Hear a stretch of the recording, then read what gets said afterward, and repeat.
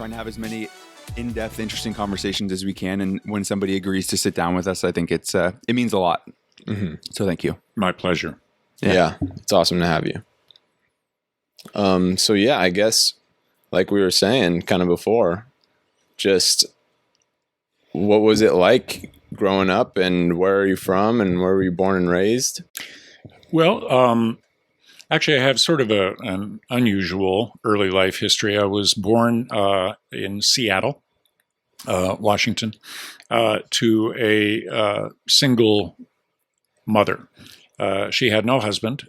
My biological father had left her before I was born, and so I never knew him. But she and I lived with my grandparents and my great-grandmother, and for a while an aunt and uncle, all of whom were immigrants from Scandinavia.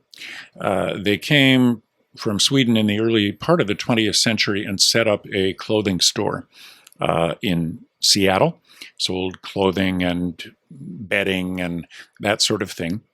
And when I was really, really little, of course, my great-grandmother was my babysitter. And I was a very verbal child, but she spoke no English. And so that's how I actually learned the Swedish language before I became fluent in English. But as soon as I was able to kind of toddle around, my mother would take me to work. And so I always say my first job was as a clothing salesman in this Scandinavian immigrant community.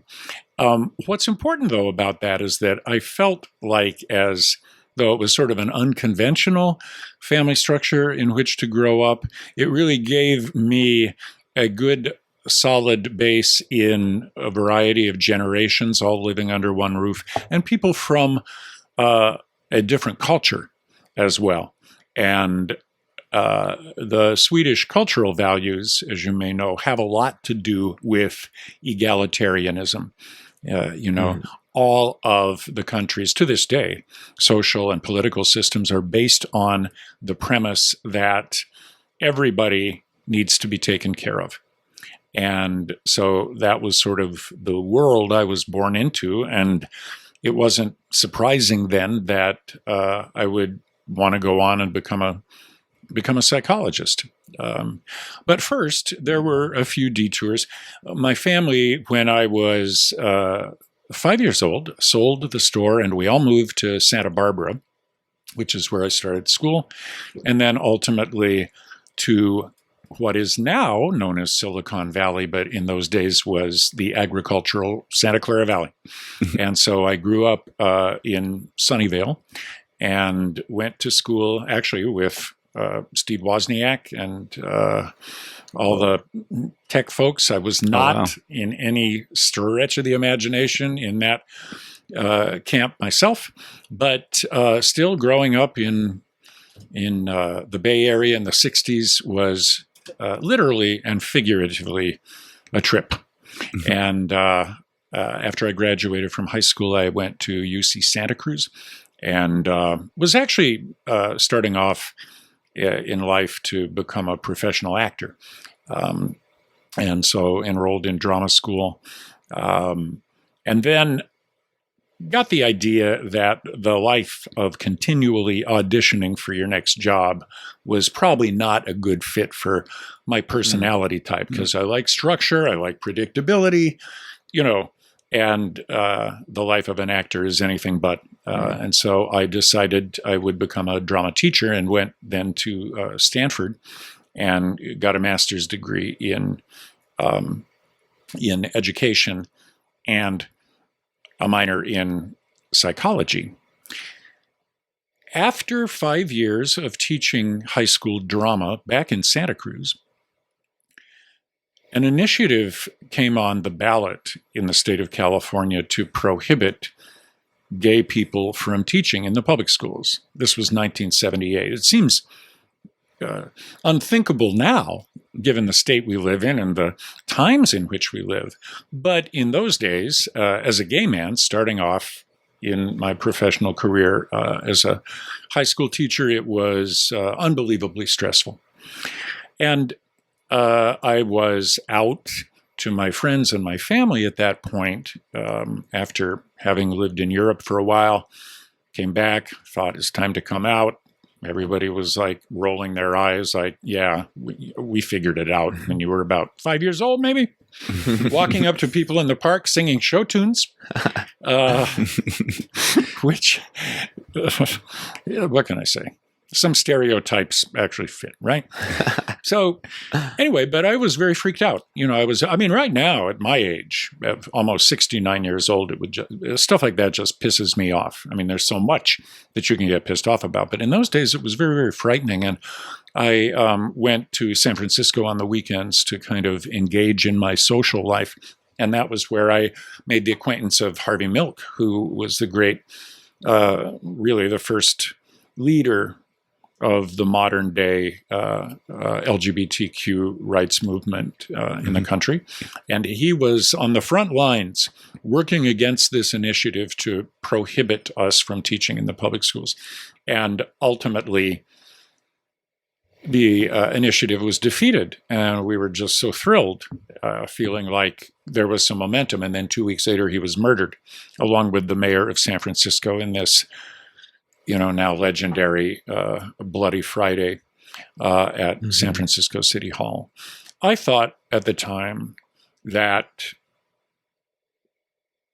our movement was over and that it was time now for us to go back in the closet or just roll up in a ball. I don't know what, but I was talking to my therapist one day about a month after Harvey had died. I was deeply depressed. Popping pills, doing anything I could just to not feel what I was feeling. And I looked at my therapist and I said, I just feel like the world's come to an end. And he said to me, is that how you feel? And I said, yes, that's how I feel. And of course, sometimes the simplest interventions are the best. And he looked at me and he said, well, it hasn't come to an end, Doug. The world is still turning. And all of a sudden, that felt like such an insight. And I looked at him, I said, you're right. You're right. He said, of course I'm right. What do you think Harvey would say to you if he could talk to, I said, he would whip my ass for this attitude. He would say, get out there and keep it going. Wow. And at that moment, I realized, look, to myself, you've got a mission in your life.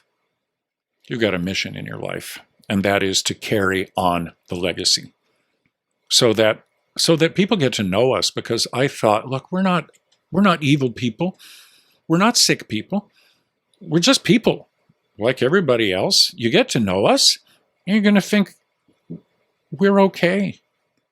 We don't want anything special, but we don't want to be degraded anymore either. We just want equality.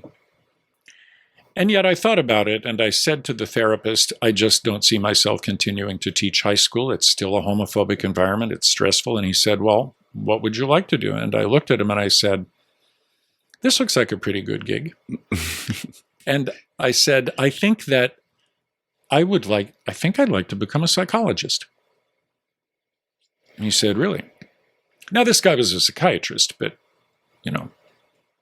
it was all okay. He says to me, what is it about being a psychologist that you think would be, good for you? And I said, well, a couple things. First of all, I really love talking to the kids. I mean, I was a drama coach at school, and so I spent a lot of time after school and listen to the kids talk about the students, I should say, talk about their home life situations, or their issues, whatever. I said, but the second thing is there's more than people that need to be healed here, isn't there? There's a community, a community that's been maligned by the mental health establishment, as well as just about every other structure you can think of. And I feel a responsibility, to help with that. And so when I went to graduate school, I went back to Seattle, back to the University of Washington, and I was having that, interview when you're applying, and guy said, what draws you to psychology? And I said, look, I'm going to tell you this right now. And this was 1980, so it's still sort of a difficult. I said, I'm a gay man, and I want two things here. I want, first of all, a safe place to work. I've never had that. I don't know what that's like. And if I get that, then I want to have the opportunity to bring healing to my community. Mm-hmm. And he looked at me and said, well, we've never had any homosexuals here that we know of. I thought, right. He said, but, we might be open to it. They accepted me, and I knew I was in the right place.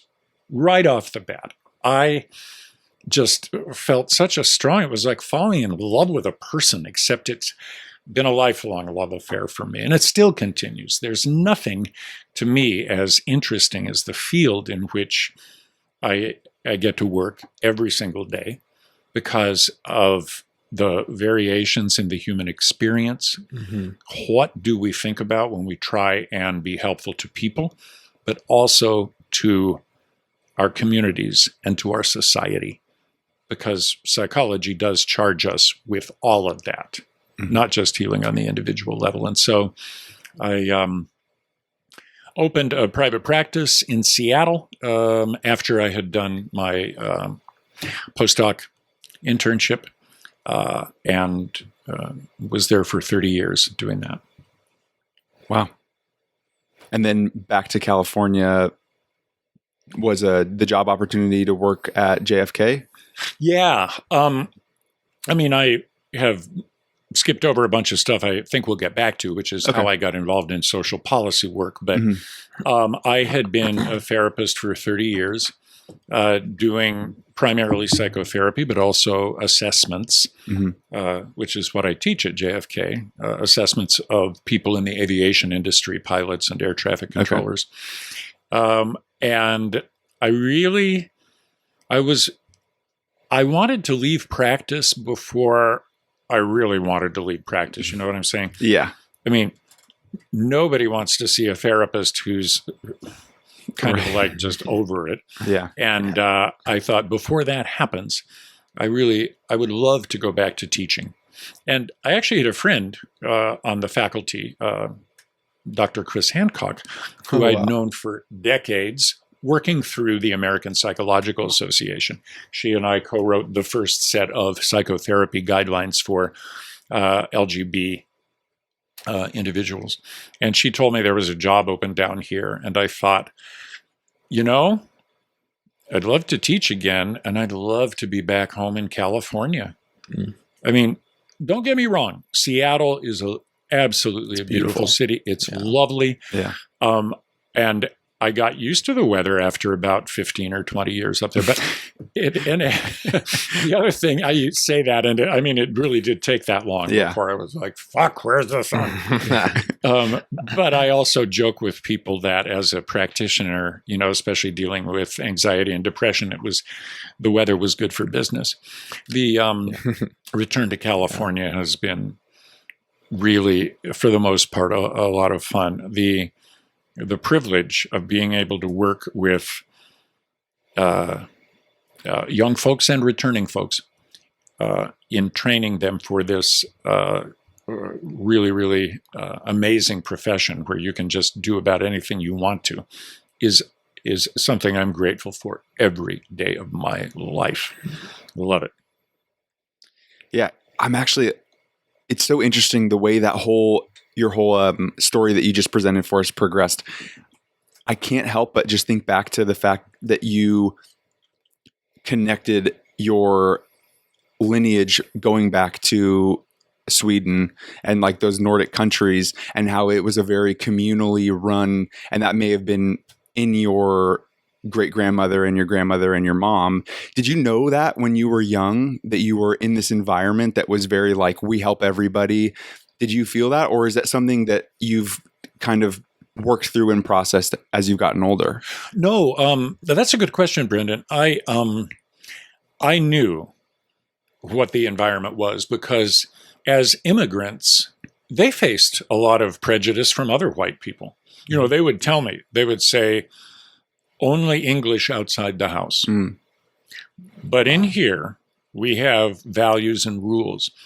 And they were very, very clear that the distinction between sort of American values and get ahead and all that, that's fine, they said. And there's nothing wrong with getting ahead as long as you're not doing it at the expense of others. And what we believe in is a world in which those who have more take care of those who have less. Very simple. But the other thing that was sort of an indirect instruction in that way was learning the Swedish language, because like in every language, there are so many terms and concepts that are particular to the values of the culture. Mm-hmm. And there are a number of words in Swedish that we use that describe those values of egalitarianism. Now, that's got some downsides to it as well, in that people are expected to kind of stay within a certain zone and not stick out, not be flashy, not seek attention. We have this tradition called we call it the Yenta, which is literally translated as the Law of Yenta. And Yenta was, I don't think it was Swedish even, I think it was Danish, but his thesis was everyone should keep a low profile. Don't ever boast about anything. Don't ever be prideful about anything. Be humble. Be all this stuff, almost to the point where you're apologizing for your very existence. So there are some little downsides to it as well. Swedes tend not to be particularly good at emotional expression. And so in a lot of ways, this highly emotionally expressive child that I was, they didn't know what to do with me. It was like, oh my God, he's crying. Calm down. Or, oh my God, he's dancing around happy. Just relax. So I don't mean to say that the culture I come from is any better or worse than any other one. It's just different in that way. And it certainly has informed, just about everything about my life, I think, really. Not just the career path I've chosen, but the way I live my life, certainly my political views and my views about the importance of psychology in the public forum, all of that. Yeah, because even in your description that you gave, you used the word community 3 times.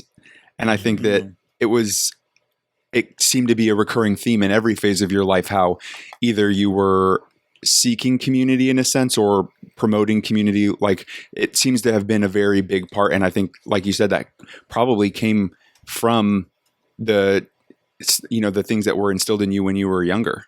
Exactly. And, when I think about my life in the early 70s, I remember that when I was at Stanford, they had just started a gay people's union, they called it. And it was I found out where it was, and I walked by when they would have the meetings on Friday evenings, and sort of I could see the window where the meeting was being held in the old firehouse on campus. I was terrified. I couldn't go in. Too scared. Thinking, if I admit this about myself. But I thought, but what a weird concept, and interesting that there are other people who actually feel this way too. And that was a novelty to me, thinking you're not the only one. And then when I went to Europe, it was kind of, I guess I had to leave the country in order to really understand who I was as a sexual human being. Because up until that time, I had tried to, and had a number of relationships with women that were fraudulent. And it wasn't that I didn't love these women, but they needed something from me that I couldn't give them. And I'm getting personal for a second, so you can edit this piece out. It's not really professorial talk, but the first time that I was living in France and going to school there, studying French language and literature, living with a family, and I had sex with another guy for the first time. It was just, a random person. It wasn't someone I knew or had any feelings for, but I thought, oh, wow, this is what it's supposed to feel like. My first thought was, I've been so unfair all these years to these women trying to present something that I wasn't. And so the rest of that summer and fall in Europe, of course, were a lot of fun, about a lot of discovery. And when I came home, it was, getting toward that time when the Castro started revving up, and finding that sense of community to me was like a revelation. And a lot of people from that era who survived that era, because there are not that many of us who were not decimated during the early years of the health crisis. But in my generation, if you find people from that era, a lot of people are going to talk about the joy of the sexual freedom, where you don't have to impose all of the heterocentric rules about romantic relating that you learned.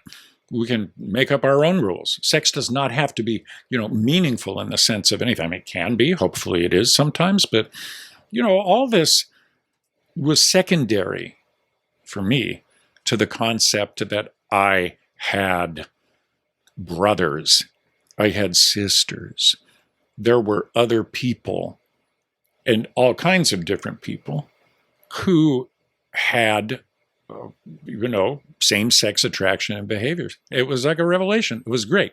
And when I thought about how we were being depicted, even into the late 70s, there were public opinion, was really not on our side. Gay people were viewed as either sick or criminal or whatever, that we should not even be allowed to speak in public. 88% of Americans said that in a Gallup poll in 1978. Wow. Think about how things have shifted. So community was very important. Yeah. We needed protection, and we needed a sense of cohesion, I suppose. And as soon as that was firmly established, there came the health crisis. So everything changed. Go ahead, Nick. What was it like? Like you said, there was something about Europe and like doing that and having that experience. Like, what was that process like? And why was it so, kind of life changing? I think that, first of all, it, especially in my, I guess I was about 23 at the time, early 20s. That whole experience of sexual and romantic connection has a very heightened importance in one's life. Those of us who are fortunate, it sustains. But boy, at that time, it was such a revelation to think, you can, and it wasn't just about sex, although a lot of it was. There was this sense of you can relate to other men in a loving way, in a friendly way, or a sexual way, that sort of throws out the old rule book. You learned that if you're supposed to be straight, then whatever you do with other boys, you better hide it in the shadows. You better be ashamed of it. And all of a sudden, it was like I could feel the layers of self-imposed shame just evaporating through all of that. Plus, wow. I met so many nice, interesting people as I traveled around Europe. That summer, I went all over the place, and I was like, wow, I just joined a big old worldwide gay fraternity. And that truly is one of the most fun aspects about being gay. Do you think France in particular had because like you said, there's a very, there's like this building hostility maybe in the United States towards gay people, and I want your opinion because I don't know anything about France during the time, but was there a different cultural ethic that was existing there that allowed you to feel like the sense of community was there with open arms in a different way than the United States? Or was it just, you just right place, right time, met the right people, and it was able to happen? I think there was a different cultural sensibility in France.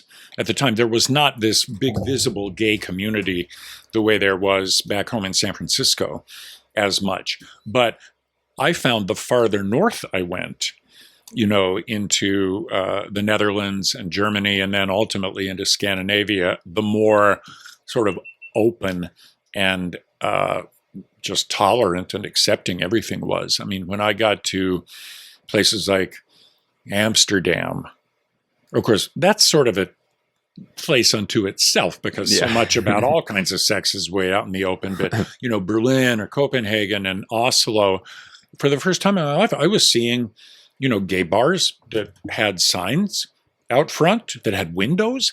I mean, these things were unthinkable back home during the 70s. Everything was like hidden and behind a door. You had to know where to knock. You had to sort of, establish yourself as a safe person to enter, because in this country, there had been such a legacy of violence against our community in the bars by the police. I'm having flashbacks and remind me of the history. Stonewall riots, is that it's a significant event? It is. Yeah. Yeah. Mm-hmm. It is a significant event. It's not the first such event, but it is probably the most famous event in which our community finally fought back against police harassment, where people were being dragged out of bars and arrested for either indecent behavior, if they were gay, or if they were transgender in some way or gender nonconforming, to be arrested for cross-dressing. And so actually, to their credit, it was the drag queens or transgender women of color, people of color, who led the fight, physical confrontation against the police. And so what did the white gay male community do? Shun them for years. Sort of like distance themselves from anyone acting feminine or not butch enough, which was just not only a bunch of bullshit, but it was so unfair to the people who had, forgive me, the most balls in leading our fight for equality. Yeah. We owe them a debt. It's so interesting to me how also as you were explaining that story again, I was almost imagining this whole 23-year cycle of your life where you went from Seattle to San Francisco, went through everything you went to, and it was almost like that moment you go home back to the Nordic region of the world is when you finally find this freedom. There's I'm getting kind of chills in my arms, how it's like this growth moment of you going to the place where your ancestors came from, where you can finally be the most you for the first time. I'm getting a little chills too, because I never quite put it together that way about my own life. Yeah. And you pointed that out. It's beautiful. Yeah. Yeah. Huge cycle. And of course, I have continued, not this summer, obviously, but I've continued to go to Sweden every summer to work in a summer camp for gay men, which serves refugees and asylum seekers coming from countries where same-sex behavior is criminalized, and gender atypical presentation is criminalized, and a lot of people who are under threat of imprisonment, who have suffered violence, been outed by their families, witnessed their lovers and partners being killed in front of them, you name it. And those are the ones who made it. And so my heart has ached thinking about, those who perished on the trip, which is why to this day I am involved in trying to do whatever work I can for the international queer refugee community in the Middle East and in North Africa. Yeah, I think your whole perspective of getting into this field of psychology is such a good reminder for a lot of people who are in this field.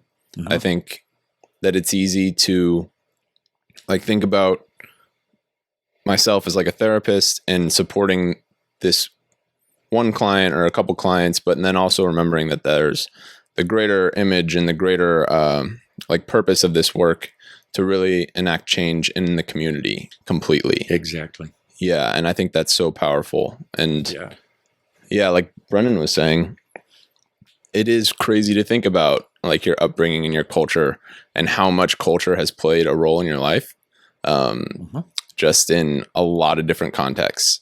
But yeah, you kind of touched on it, how you're talking about that you think the community portion of your culture really wanted you to stay in psychology. But I just think it's so fascinating that you went to Stanford, Masters of Education, but then you also had that psychology piece.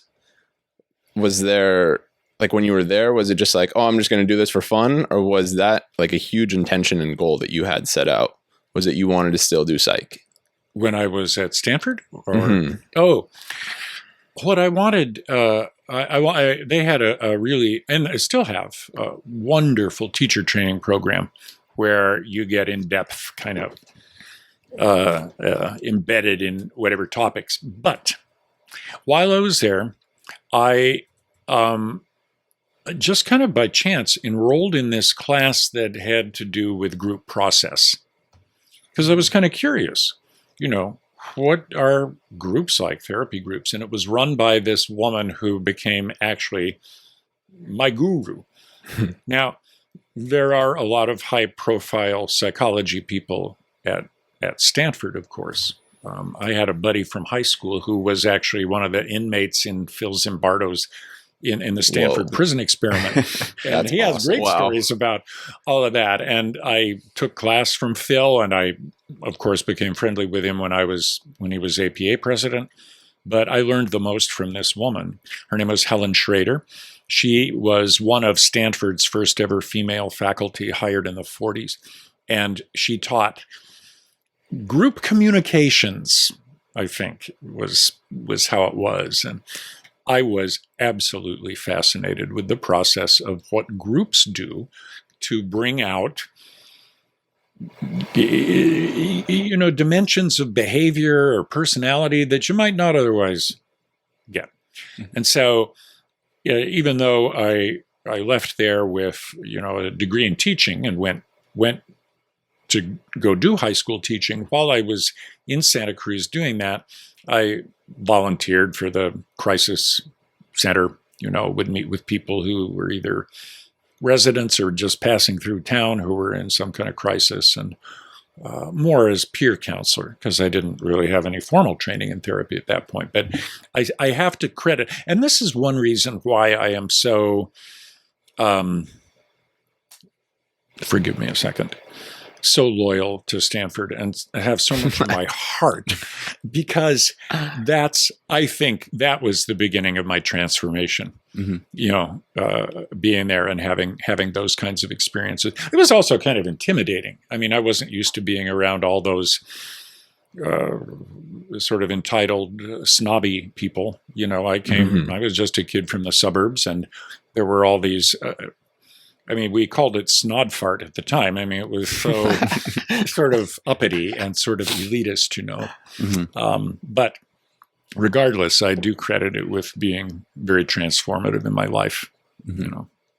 Is that a class like the one you're describing? Is that where the ideas of things like mob mentality come from? Or would it have been, I'm trying to get an understanding of the class, the group communication, and how you were mentioning that when groups come together, they can accentuate certain sides of or certain ideas of the group. Right. It was, I think, though, more what you would think of as a therapy group. It was not billed as such. Okay. But it was intended to create a safe space for, and it was a diverse group too. There were there was everybody on campus, from students who were, part of the kind of the vestiges of the Black Panther movement, to football players. Okay. And everybody in between. And so looking at these polar extremes kind of gave you a sense of how incredibly diverse, even though the student body at the time didn't seem that diverse to me. Mm-hmm. How do we think about a community that is diverse and sort of honor everybody? Wow. Yeah. Yeah, it's just crazy to me to think about all these different experiences that you've had, and how I've told Brendan this. I've always thought philosophically, like growing up, like when I was 7 years old, I would think about like, why am I me? Like, why am I in this consciousness? Like, what is the reason? And I think hearing stories like yours, like really helped me understand some things about that. Like, you've had all these experiences, you've had all this like knowledge in different fields, and just all these different things that have culminated to who you are now. And that whole process was so long, but like the work that you've done for this community has been so powerful at the same time that it's crazy for me to think about all this stuff and how your upbringing is, like your culture kind of informed your interest in psychology. And then that wasn't even the primary thing you wanted to do, but it kind of snuck around. And then you had this powerful experience with a psychiatrist where a couple words really changed your whole perspective. And then next thing you know, you get a doctorate and now you're really doing this work for great reasons. And it's kind of just blowing my mind right now, like thinking about how everything has come together. Yeah. Well, when you look at the arc of your life, at my age, there have been a lot of different kinds of experiences that have been transformative, but through all of it, I've had a lot of advantages. I used to think long ago that being gay was a deficit, but I certainly don't see it that way anymore. I've had lots and lots of privilege in my life. And where do you think that thought comes from?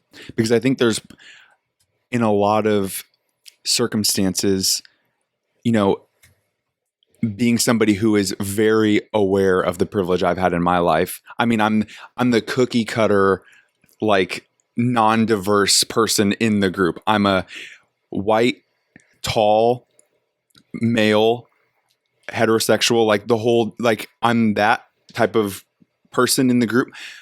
So I am very self-aware of my privilege. And it's so powerful to hear somebody who, it's so easy to think based on the way the media portrayals are. And like,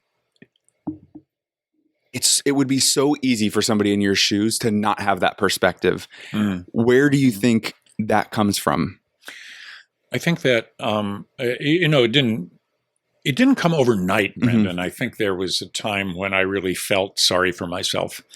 But then as soon as I was able to integrate that aspect, I mean, I was you, except a gay version of you. And once I was able to integrate in that piece, I thought, really, there are people in this world who are suffering around this. And you, Doug, I'm saying to myself, you're responsible then to do whatever you can to try and ameliorate that in some way, to try and lift people up in some way, try and ease the suffering somehow. It was clear to me early on in my practice, I think, when I thought of myself as, I was just starting out in therapy. And one of my first clients actually pointed me toward what a lot of my life work and research has been about, which is conversion therapy, or what we used to call conversion therapy, because it's not really therapy. It's sexual orientation change efforts. When I saw this guy, he was about my age, or a little younger, I suppose, late 20s, who had...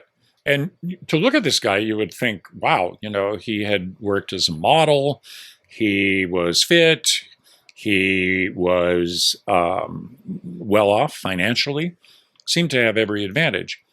However, when he was in college at BYU, he came out to his counselor as gay.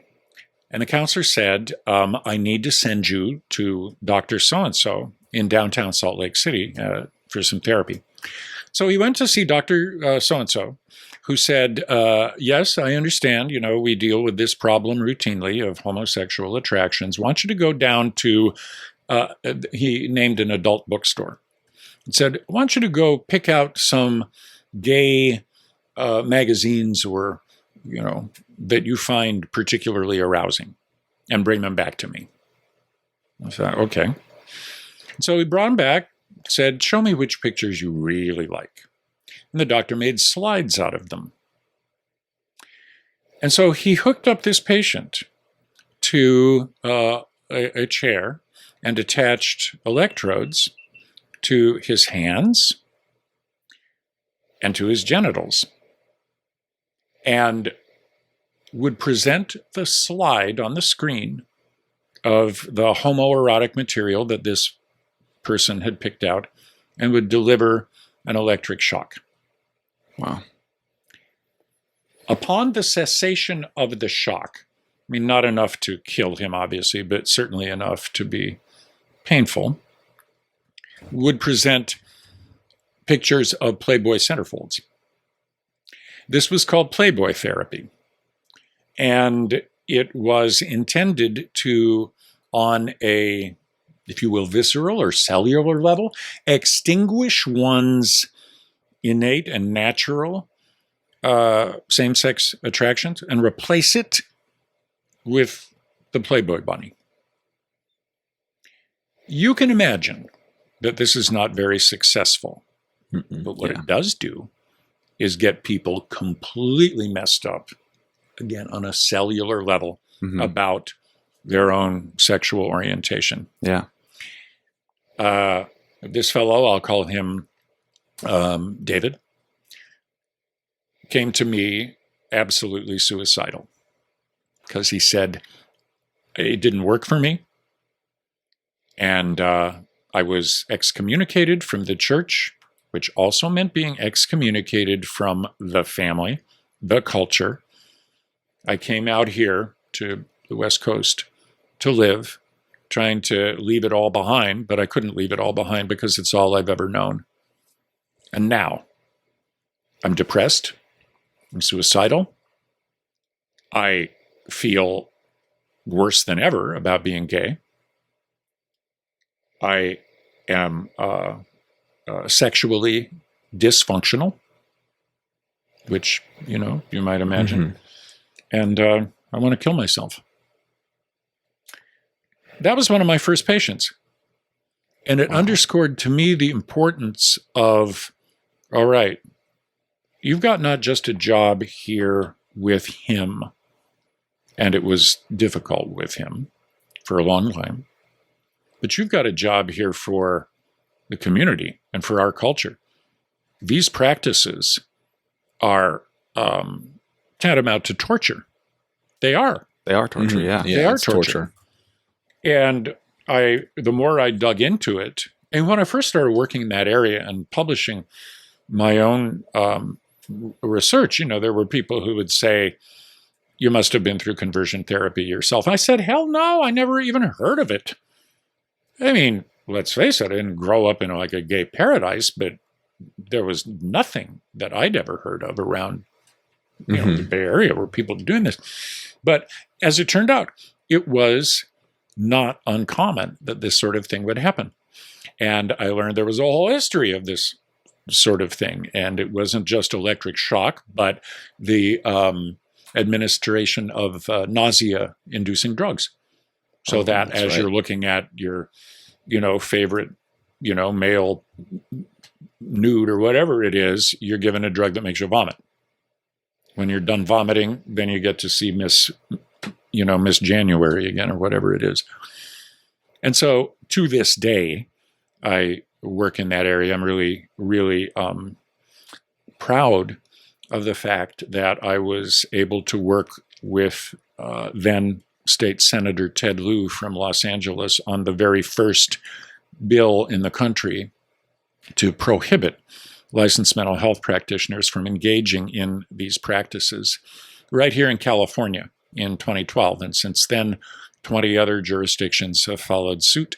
And there's a lobbying effort to get all the states on board, because the more we learn about these practices, and believe me, the people doing the electric shock have sort of gone underground.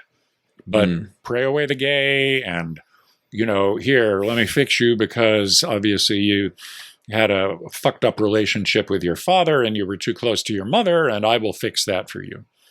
And these ex-gay programs that have, cropped up around the Christian churches, how many of them have gone out of business because their founders have said, forget it, this is fraud. Or those who have been put out of business because they themselves, unable to deal with their own same-sex attractions, become sexual predators toward their patients. It's all there. So that has And actually, that has opened me up to what I thought I'd be talking about today instead of my own life and background. But the whole notion of how do we use psychological science to inform public policy, and everything from the legislative policies that are enacted to judicial policy, everything about it. How do we understand this as a culture? And why do we still tolerate this as a culture? The only reason, of course, is if you adhere to a form of religious belief that proscribes anything other than heterosexual orientation. Mm-hmm. Do you find that living in the Bay Area subculture that it is, we got Berkeley, Oakland, San Francisco, we are quite a open-minded area of the world, really. Yeah. Do you find ever that it's difficult to reach beyond this little area we're in, or have you felt, I'm sure over the years you've been able to pick up on some differences, but in your efforts for these public and social policy changes that you're pushing, do you ever feel that your reach is maybe not what you hope it could be because you're not blinded by the Bay Area's like subculture, but you're misinformed on other areas and their subcultures? Yes. I one time somebody asked me, an interviewer said something like, "So, Dr. Haldeman, you've lived in, you grew up in the Bay Area, you lived many years in Seattle, lived in Sweden. Have you ever lived outside a blue bubble?" And of course, my first thought was, fuck you. Yeah. But second thought was, how do you know that this is a bubble? Maybe you're in a bubble. Maybe you're in a big red bubble. I said, let's stop talking about bubbles. They don't serve humanity well when we look at it that way. Mm-hmm. Nonetheless, it's a realistic question. Mm-hmm. And up until the time I started getting involved in the American Psychological Association as heavily as I did, and actually that came about in the 80s when I was starting to do the research on the conversion treatments or methods, and I was in solo independent practice, and I was so lonely. I grew up as the only child in the family. I do have an older half brother with whom I'm extremely close now, but at the time we weren't together, and I wanted playmates. And private practice just reinforced a childhood of solitude, where I was always looking for friends to play with or teams of people to be on. I wasn't much of an athlete when I was younger. I am now because of the International Lesbian and Gay Athletic Association. I'll talk about that in a bit. But I wanted to be good. You know what I wanted to be good at, Nick, was soccer. Really? Yeah, it was my favorite because I thought, this is so exciting because of the demands of being able to, keep all these things in your mind at once, where the ball is, where your body is, and to be able to pivot that quickly. I thought it was like as exciting as watching ice skaters on ground. Mm-hmm. But I wasn't that good at it. I didn't have that good of eye-hand coordination, but I loved it. I really, really did. I had to do a little soccer thing with him for a second. But I felt, what I felt, though, in working at APA was, okay, now you are exposed to the entire country. Mm. And I started going places that I'd never in my life been that were interesting. Now, a lot of the Northeast corridor in some ways resembles California and, the whole West Coast in demographics, but it's got a very different, much more historical and kind of traditional, and it's got its own vibe. But when I started going to the Deep South, wow, was that ever an education? But always I tried to take with me the mind of a therapist as opposed to an antagonist. Mm-hmm. And so when I would meet people, as long as they were respectful to me, I would always be respectful to them and understand. Tell me how it is that you see whatever it is. And ultimately, I remember one conversation I had with a woman in Georgia. I had gone to Atlanta to give a talk as part of a panel of religious, kind of high, what do you say, priest and a rabbi, there was an imam, and a pastor of a megachurch in the suburbs of Atlanta, talking about the intersection of spirituality and religion and sexual orientation. How do you administer to your LGBT flock? So after that panel discussion, there was a lady who came up to me and she said, I really loved your presentation, and I can tell your heart is in this, and you seem to have all of these facts and research and whatnot, but I just pray for you because you're going to burn in hell. Jesus. And so instead of dismissing her outright or saying, well, thanks for saying that, I said, I'm just curious to know where that comes from, how you say. Then she says, well, it says in the Bible, X, Y, Z. It's there. It's clear. It's the word of God. It's not me telling you this. It's God telling you this. I said, well, but doesn't the Bible also say things like, oh, I don't know, you're not supposed to eat shellfish, and you're not supposed to wear things that are made out of two different types of fabric, and if you're a man, you're not supposed to cut your hair, and that if you want to, you can sell your daughter into slavery as long as those kinds of things. That's in the Bible too, isn't it? And she says, well, yes, but God doesn't think those are very important, so we don't pay attention to those anymore. I said, well, how do you know that? And I could tell I was sort of, trying to, in a nice way, paint her into a box, which is to say, I get where you're coming from, because I see that there is a point where you and I cannot have a conversation. I didn't say all this to her, but I thought in my mind, we don't have the same vocabulary here. We don't have the same vocabulary.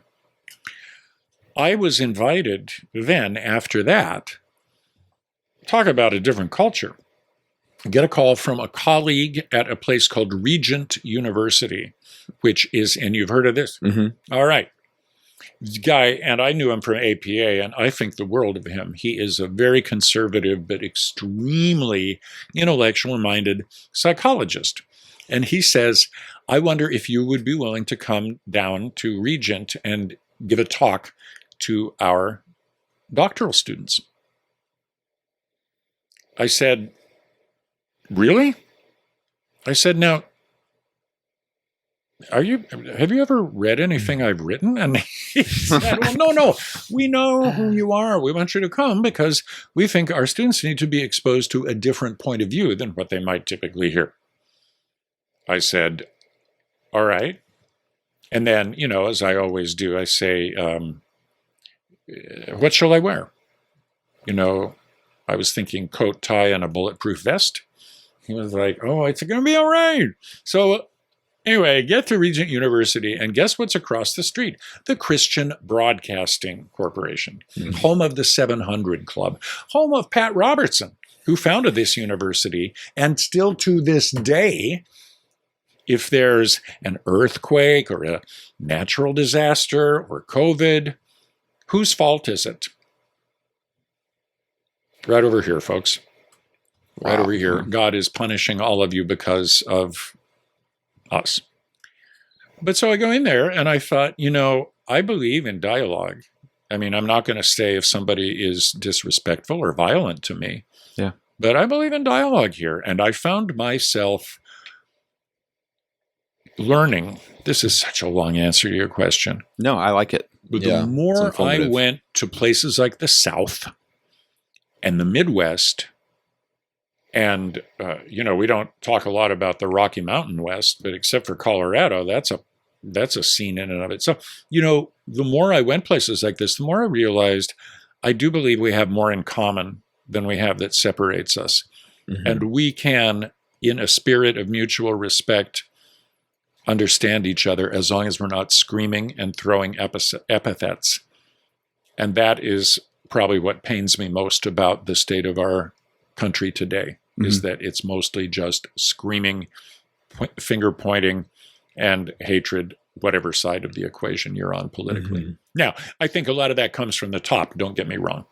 Yes. Yeah. We are modeled from a leader who inspires hatred and division. Yeah. But what I learned around the country, in places very different from where we live, is people are human, and we all come from a different experience, and the important thing is to understand each other's humanity before we start making judgments about mm-hmm. the roads they've been on. And then, of course, it was always wonderful to come back home to Seattle or here, back into the safety of my bubble. Mm-hmm. And then maybe school is sort of a bubble within a bubble, because our program has a decided ideological slant to it. It does. Mm-hmm. There is no way we can teach what we teach without presenting a certain amount of political psychology with it. And I make no apologies for that. Because if you want something else, there are plenty of other institutions that will offer you something different. Mm-hmm. It's necessary to be able to show empathy towards somebody. Absolutely. You need to be understanding and just open-minded towards other people's experiences. Because, we were talking the other day too, and just every experience is subjective. We could experience the same exact thing, but completely have different mindsets on what we took away. Mm-hmm. Yeah. And kind of like you're alluding to, without some level of civil discourse taking part, we're not going to get anywhere, and there's no point. We're speaking different, but we have different vocabulary. Like you said, I like the way you said that, because it's there's too much engagement on each side, creating a lot of misunderstanding and animosity towards one another, blaming and all of this. And these people don't realize that they're each coming from such different sides, and they're not ready to have conversations with one another yet, because like Nic was kind of saying, there needs to be the education. People need to understand more. And when they understand more, then maybe those conversations can happen. Absolutely. Yeah. Absolutely. And I think here's where our therapeutic skills come in handy, right? Mm-hmm. We can start looking at people not as though they are necessarily our enemies, but that they are interesting to learn about. Mm-hmm. Because as students, of human behavior, that's our calling. Mm-hmm. Yeah. Yeah. What was your experience like at Regent? It was so positive. It really was. I felt, I said afterward to my colleague who had invited me, I said, I hope that the students got at least half of what I got out of this visit, which was, these people are not the enemy. I don't want to paint them, even though I had spent so many years of my clinical life at that point trying to undo the damage that has been done by oppressive organized religions. I wanted to, I reflected on a discussion I had with a woman who was lingering in the back. And she told me that she was an adult learner returning to they have a PsyD program that was, from a rural place in Georgia. This was an African-American woman, very, very, very thin. And she looked at me and she said, actually, she put her hand on my hand. She said, "Can I tell you something?" I said, "Yeah, sure." And she said, I look at you. You and I are as different as we can be in every respect. You are white, and I am black. You are gay, and I am straight. I don't know your religious background or if you even have one, but I am a Christian. And can I make a comment about your clothes? And I was like, be careful. And I said, sure. She said, you had this beautiful suit on. I'm guessing that you were not raised in poverty the way I was. I said, you'd be right, I wasn't. And then, but she grabbed my hand tighter at that point. She says, but what you said today makes all of that irrelevant because you spoke to my heart. Mm. And that's what this is about. Human connection. And I will remember what you said. Wow. And God bless you. And I said, wow. That made the whole trip worthwhile right there. Yeah. Mm-hmm.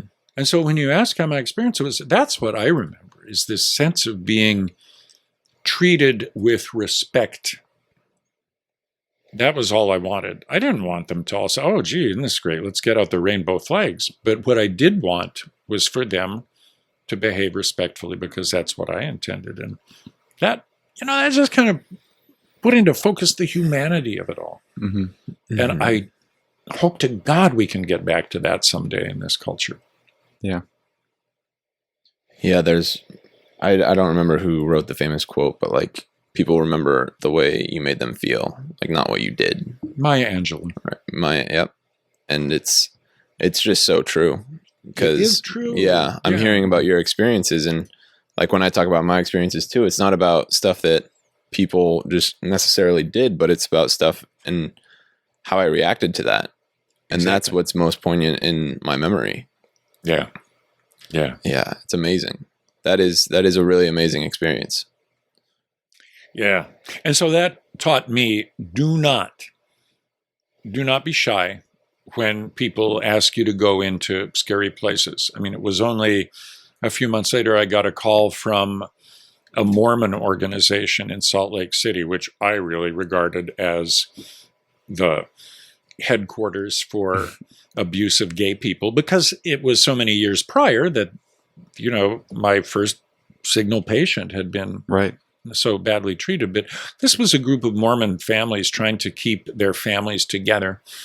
And what I witnessed in terms of their struggle and their attempt to stay loyal to their church and keep their families together so that their gay sons and their lesbian daughters wouldn't have to live anymore outside the community that they had grown up in, the only world they'd known. Man, I was moved by that.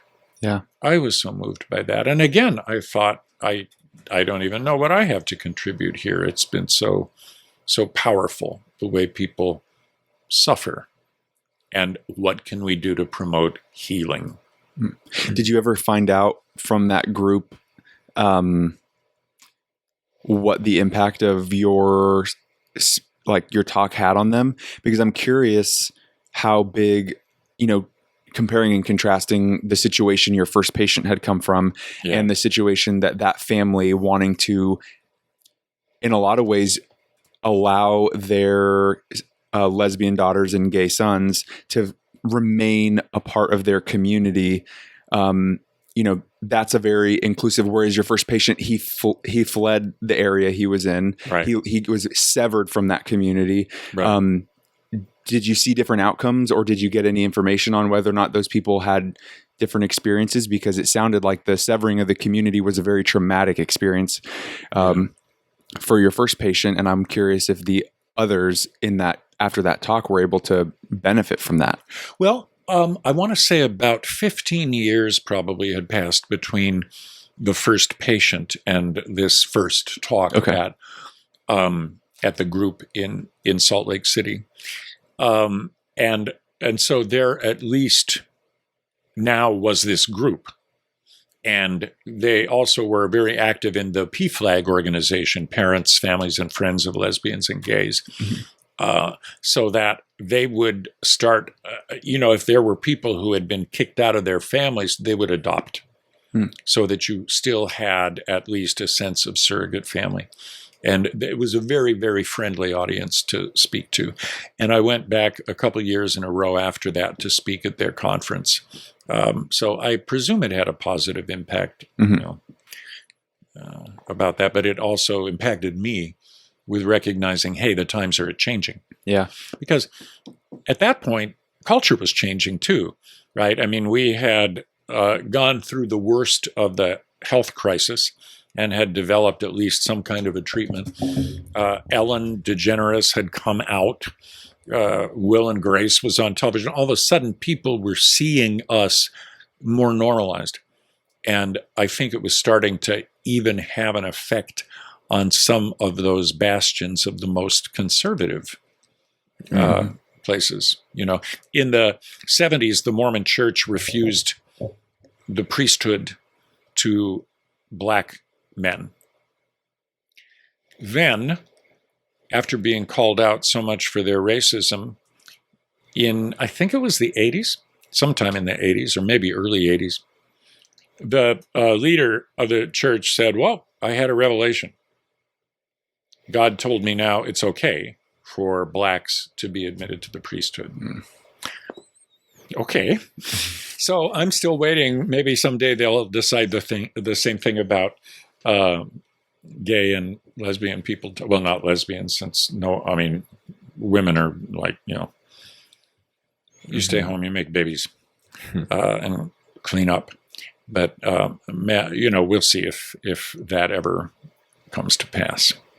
Yeah, that was a little snide. I don't mean that disrespectfully. Oh yeah, we know. Definitely. I know. Yeah.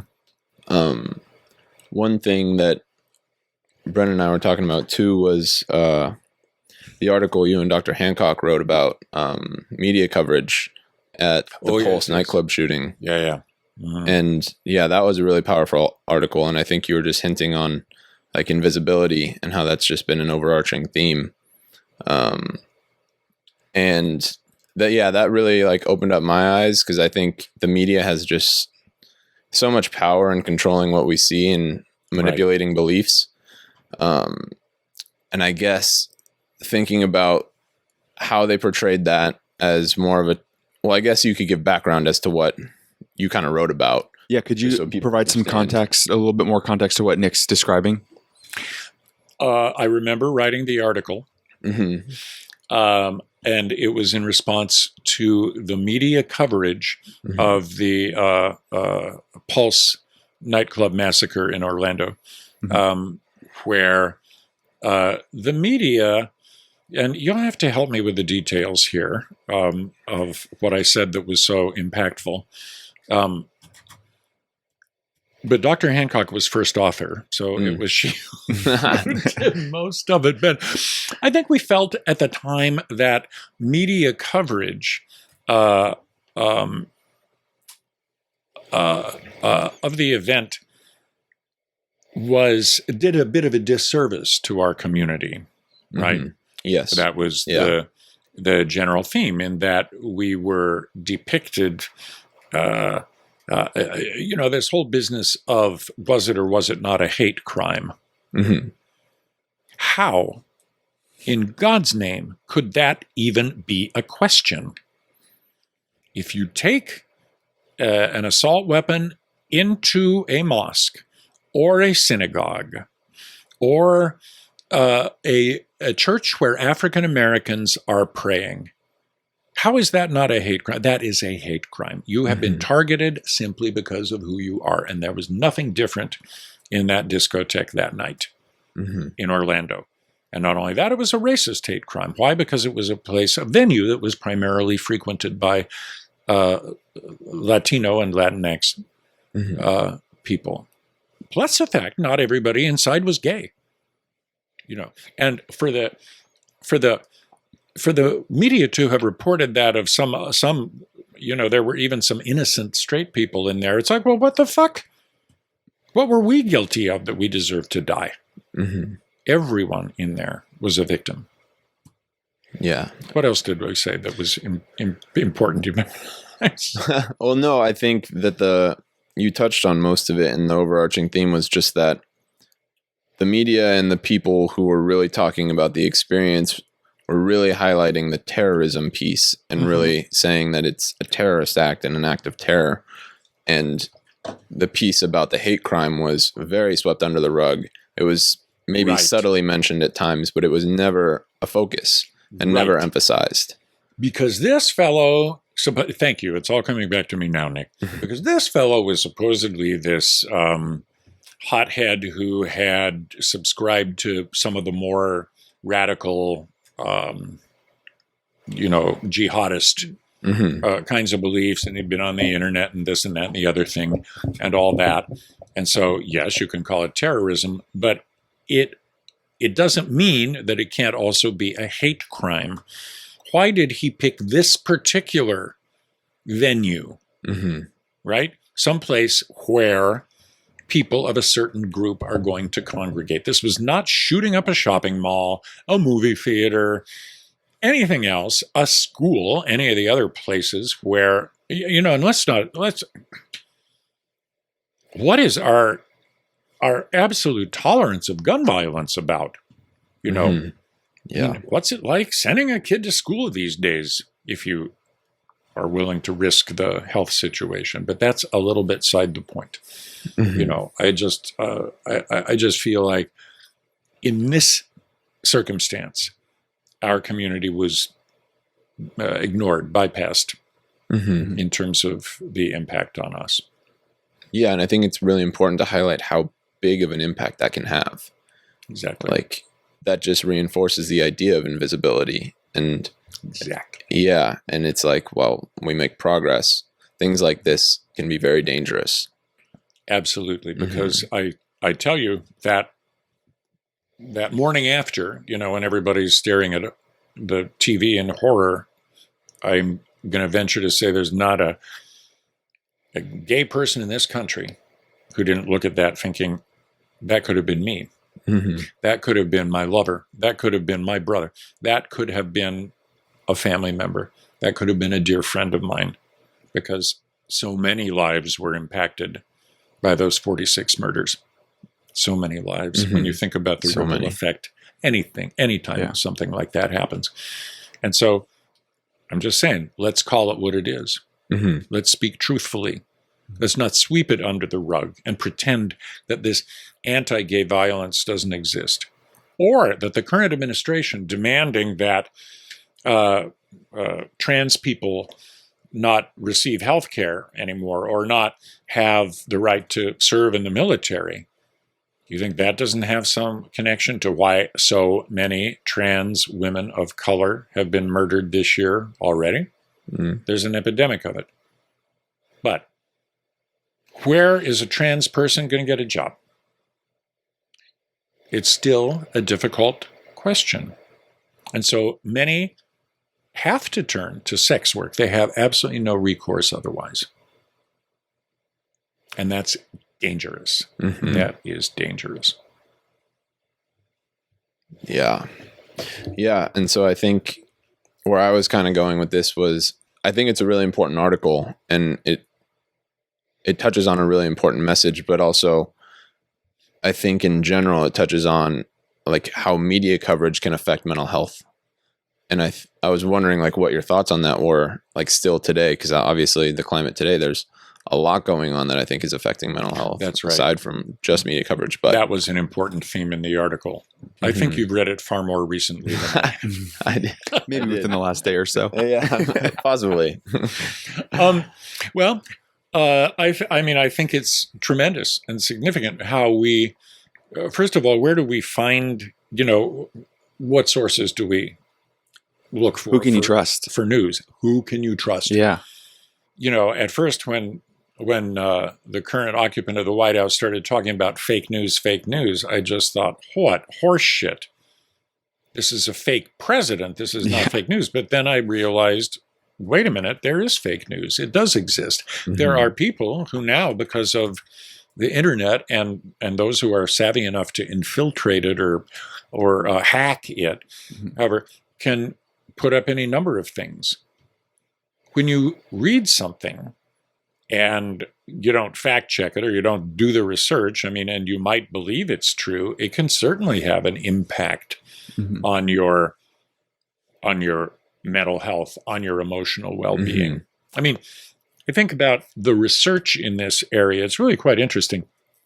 In the 2006 midterm elections, which would have been the second term of George W. Bush, and the Republicans wanted to hang on to Congress, and so they took to, I think it was 16 different states, to introduce ballot initiatives specifying marriage as being between a man and a woman, with the thought, we have to protect marriage.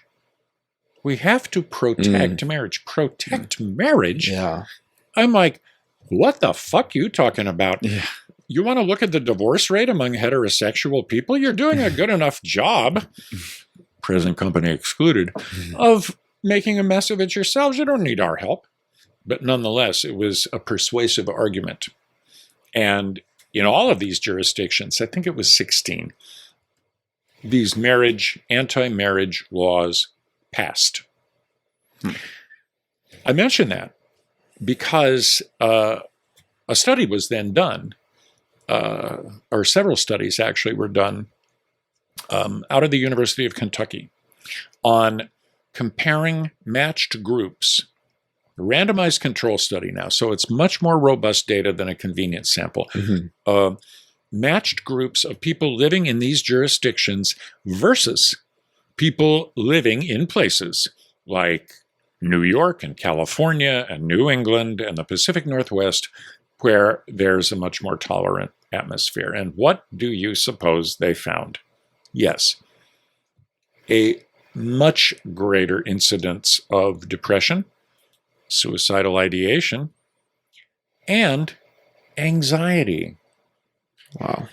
And I mean, I could understand that very well. I could feel it myself because some years later, where I was living in Washington State, and it was the first state ever to put actual marriage equality on a ballot, to say, let's have it out. Let's take a vote. Who thinks that same-sex couples should be able to marry? And I have to say, when I found out that that was going to happen, my stomach in knots. Because now I'm in the grocery store and I'm looking around at my neighbors. I'm going for a run around Green Lake. I'm looking at these people thinking, how are you voting on my rights? What do you think of my relationship? I mean, at that point, I had been with the same guy for 29 years. And I thought, do we not deserve at this point to be able, I mean, hell, Britney Spears going to fucking Las Vegas and getting married for 53 hours and then she, whatever. I mean, this may be before your time, but anyway, Britney Spears was a big pop star in the 90s and she goes to Las Vegas and she gets married for 53 hours and I'm thinking, God, you get to do this. I can't do that. And I've been with the same guy for 29 years. And you were with a guy for 53 hours. Now, nothing against Britney Spears. Well, but it brought really that whole connection between the media and mental health, which is what you're talking about. And I'm just talking about my little sliver of the world here. Think about how it feels these days to be an African-American person witnessing all of this police stuff and all these murders and all of the decades and centuries of oppression that are embodied in our entire socioeconomic structure. Everything from the statues to the flags and the symbols down to the real life reality, which is about white supremacy. Mm-hmm. And if there's anything I wish our community was talking about constantly, it is white supremacy, because we have it in our own community as well. Mm-hmm. You have to, that's our job as white people, to confront that racism. Yeah. Do you think you felt your own sense of anxiety in your situation where you were in Washington and this came up on the ballot? Did you feel a sense of like, if this doesn't pass, I'm going to have to leave because these people around me that I'm surrounded by are making a choice, and if they don't choose to support it, did you ever feel like that was going to be a bit of a severing of your ties with the city? Of my ability to stay there? Yeah. No, I don't think so, No? Brendan, because where was I going to go? Yeah. I mean, down here, they had just passed Proposition 8, funded in part by the Mormon Church. And Proposition 8, passed in 2008, essentially limited marriages in California to between opposite-sex couples. Now, of course, that was all struck down as unconstitutional 2 years later. Mm-hmm. But I thought, if we lose this, then what? There's nowhere else we can go unless we want to leave the country. Mm-hmm. Now, fortunately, come election day, we didn't lose. We won. And we won big. However, it wasn't unanimous by any stretch. East of the mountains, east of the Cascade Curtain, it was overwhelmingly approved. It was only because of Seattle and the Puget Sound area and the islands that we won, but we did win. And the vote in Seattle was like 85% to 15%. So I felt comfortable around my neighbors again. But it's a weird feeling, it's a weird feeling. I mean, when you're used to moving through life as tall and white and all those great attributes, it's a real slap in the face all of a sudden to realize, wait a minute, my privilege is on the line here. Mm-hmm. My rights are on the line here. Mm-hmm. I just wanted to be able to marry the man I'd been with all those years. Yeah. You use the word protect, and I think that is like a defining word that can explain a lot of just people wanting to protect a lot of privilege and not face it and not give up anything. Right. And it's so dangerous. And it is, I think it's so important to think about the impact that had on you, that seeing that legislation and seeing that was even a thing, and how you were like hypervigilant about other people and their judgments now, like just strictly based off that one thing. And then there's all these other things that have to come into play too. And like myself, like Brendan was talking about, like it's so easy for us to ignore these things if you have privilege and you don't come from like a minority group. But there is so much to it, and like having conversations, trying to understand as best as you can is, I just can't emphasize it enough. And yeah, well, of course, what we try and teach in the program and live by as a community is the use of privilege for good. Mm-hmm.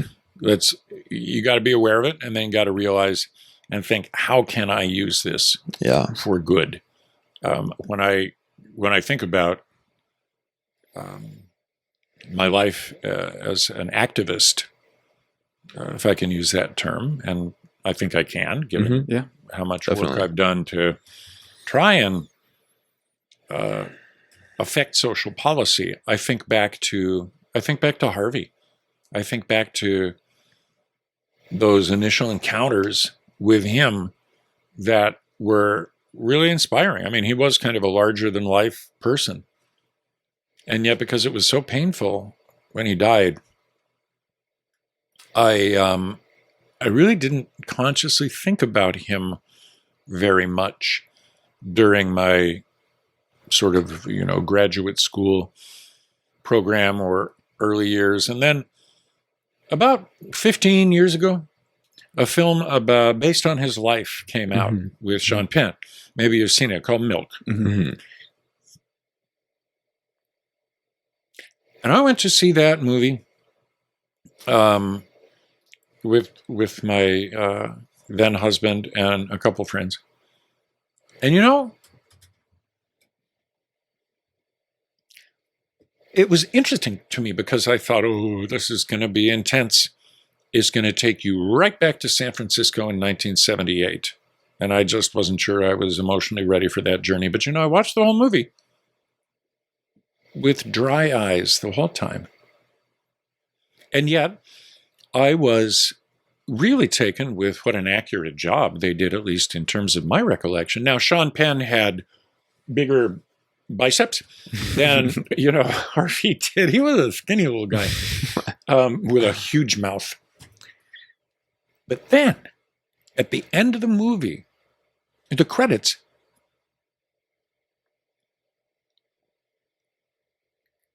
they show the actual people.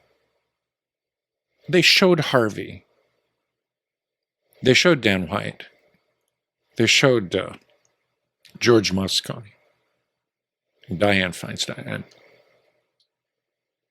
I don't know if I've ever lost it so intensely as I did then.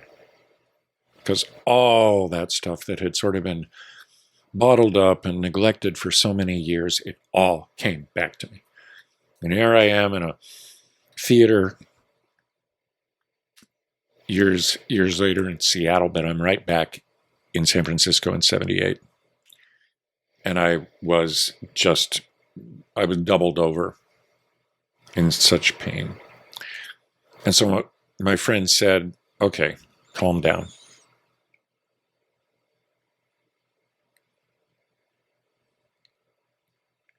And I said, well, I can't, because I was there. I was witness to all of this. They even at the end had a shot of the actual candlelight parade when we marched from the Castro to City Hall that night. I was one of those dots. And so they took me down the street and said, here, let's get you a martini. Well, I found out something. When you're really, really upset, drinking actually doesn't help very much. It just makes you crying drunk. And I was so man, I was wrecked. But something interesting happened the next morning. I woke up after this just emotionally, and, I could still feel it here in the gut where I had been crying so hard. And I said to myself, all right, so what are you going to do today to end homophobia? What are you going to do today to make the world a more positive place for your community? Don't lose sight of that. That's your mission in life. And every day since then, that's how I greet the morning. And it's a positive thing, Mm-hmm. And some days it's just a little tiny thing. It's not like every day I write a big manifesto, but I feel like that's a responsibility that I was given and a privilege that I have to be able to do that kind of work. And so now, when I spend so much time focused on the lives of refugees, it is partly because, well, in large part, it's because American psychology has historically been so ethnocentric, I guess is the right word. Mm-hmm. We focus on ourselves. And of course, that makes sense. We have access to ourselves to study. But we cannot lose sight of the fact that there is immense suffering going on all around the world. And, let's not lose sight of that. Mm-hmm. So that movie actually reminded me of how I want to start the day. Wow. Yeah, it was a good thing. I mean, grief, I don't know. I mean, I wish you ever, I sometimes do that exercise where, okay, if you could go back to yourself at age 25 or 35 or 45, what kind of conversation would you want to have? And when I think back to that time when Harvey was killed and I was so kind of at loose ends, I wish I could have said to myself, please be patient. This is really horrible right now. But I assure you it's going to lead you to something really good. It's going to transform your life if only you can just get through the grief first. That's not easy when you're in acute pain. Mm-hmm. It just feels like words. But it has been true in my life over and over again. Thank you for sharing that. That was, Yeah. I think that's very important. Grief's a process. Long, sometimes never ending. Yeah. It brings up a lot. Yeah. I see myself, for me, work has always been kind of a joy and a privilege, really. People would say, gee, you're going to be 70 in a year. Are you retiring yet? And I keep saying, well, I don't know why. Why would I? Is there something I'd rather do besides work? Frankly, if I had more hours in the day, I know I would fill them, but work, I love work. And I've been given every opportunity to do work that's important to me. What kind of topics out there right now that have caught your eye in terms of your work? I know you do a lot for social policy and things of that nature. Yeah. So what's big in your world now? Well, right now, as I said, I'm working with an organization based here in Berkeley called Rainbow Street. And our field office is in Jordan, in the city of Amman, because it is the least homophobic of the homophobic countries of the Middle East. And we provide shelter and material assistance to refugees and asylum seekers from all over the Middle East, if they can get there. Mm-hmm. But what I'm really interested in doing is working with them to provide mental health services, because they don't currently have that. And a lot of our folks come to us extremely traumatized from all sorts of, you can imagine, physical violence, sexual violence, just the pain of being thrown out of your home forever. Mm-hmm. But without a mental health program, it's like, how do you help someone understand, okay, you're in a safe place now. No one's going to hurt you here. So what do you want to do with the rest of your life? What foreign country would you like to perhaps emigrate to that you've never been to before and spend the rest of your life there? Pick one. Well, a lot of these folks can't get out of bed in the morning, cannot decide if they even want to leave the house for a walk. You're not going to help somebody without being able to really assess what they've been through. And so that's kind of what I've been working on. I'm a little stalled right now. In fact, I was there when the COVID outbreak started, gathering steam.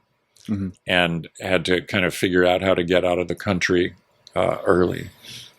Had I left even a couple days later, I probably wouldn't have gone at all. But I got there. I was only there a couple days, and I got an email from Dr. Carol, and the subject line was just, "Lassie, come home." And she said, "I don't think it's safe for you to be there. Please come home now." And I said, "Oh, Sarah, come on. No one here is even talking about it. What they want to talk about," I had this great, I was staying in this, really apartment. It was like a palace, really. I thought, who is this sultan did they build this for? $90 a night. Wow. Okay.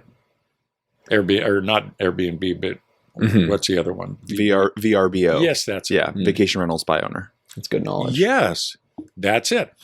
I've always had great luck with them. So I walk around, I start checking out the neighborhood, and I think, well, what's the thing I want to do here is meet people and talk to them. And the society there is relatively still kind of segregated in a way, gender-wise. And so I was staying kind of right off this main street where there were all these little hole-in-the-wall coffee places, with guys just sitting around drinking, really strong cups of coffee, smoke cigarettes constantly, and talking. And so I thought, okay, I want to go and hang out with some of these people and find out, who are you? What's it like here? Well, language barrier, a little bit of a problem. And I thought, oh yeah, okay, you don't speak Arabic. So that's a problem. But I go in and, you can communicate anyway. And I thought it was so interesting because as a foreigner, they all wanted to know what I thought about Palestine. Nobody was talking about the health situation at all. And then not even a week later, it was like, you have to get out of the country right now. And so I did. That is a little bit on hold, but that's kind of, my extracurricular focus right now, when I'm not sort of focused on my day job. Do you do that every year? Well, I certainly do, except for the current period. Mm-hmm. Yeah, I started at the summer camp in Sweden. This was the first time I'd been to Jordan, though, and I wanted to get a sense of what the place was like, and meet our staff in person. And they were great. They were like, okay, we work in a few days. First, we want to show you the city, take you around. We'd take you out for lunch. We're going to have a dinner. Oh, now we're going to go to a club.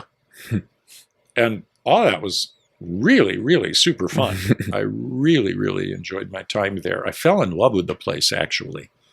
Absolutely fell in love with the place. I had never really spent a lot of time in an Arab country before, and I thought that's important if you're going to try and understand how to deal with, and we have a lot of volunteers who deal with the folks that we serve there. And one thing they said is, we need a training for us in how to manage. Here's somebody who's just like a volunteer who's just, trying to be helpful. And then they hear these stories about how their father held them down and slashed their face and then took them to the police station where they were raped by all of the guards, and then incarcerated them for a period of time and then let them out, and they, blah, blah, blah. And if you're not used to hearing stories of horrific trauma, it's difficult. So I promised that I would come back as soon as I could to do a in-person training, but we'll see when that happens. Yeah. That's amazing work, though. Yeah, I feel like we can all find something that really feels like, wow, this is in my heart. Mm-hmm. This is my passion. Yeah. It's interesting that you brought that up, because I was talking to a tattoo artist like a couple weeks ago or a month ago, and I was asking him, how has his business been since COVID hit and the shelter in place? And I don't know. I think a lot of us have a general idea of work as like work and not something that is so meaningful to us. And he talked about how he didn't talk about any financial stuff, any of those logistical things.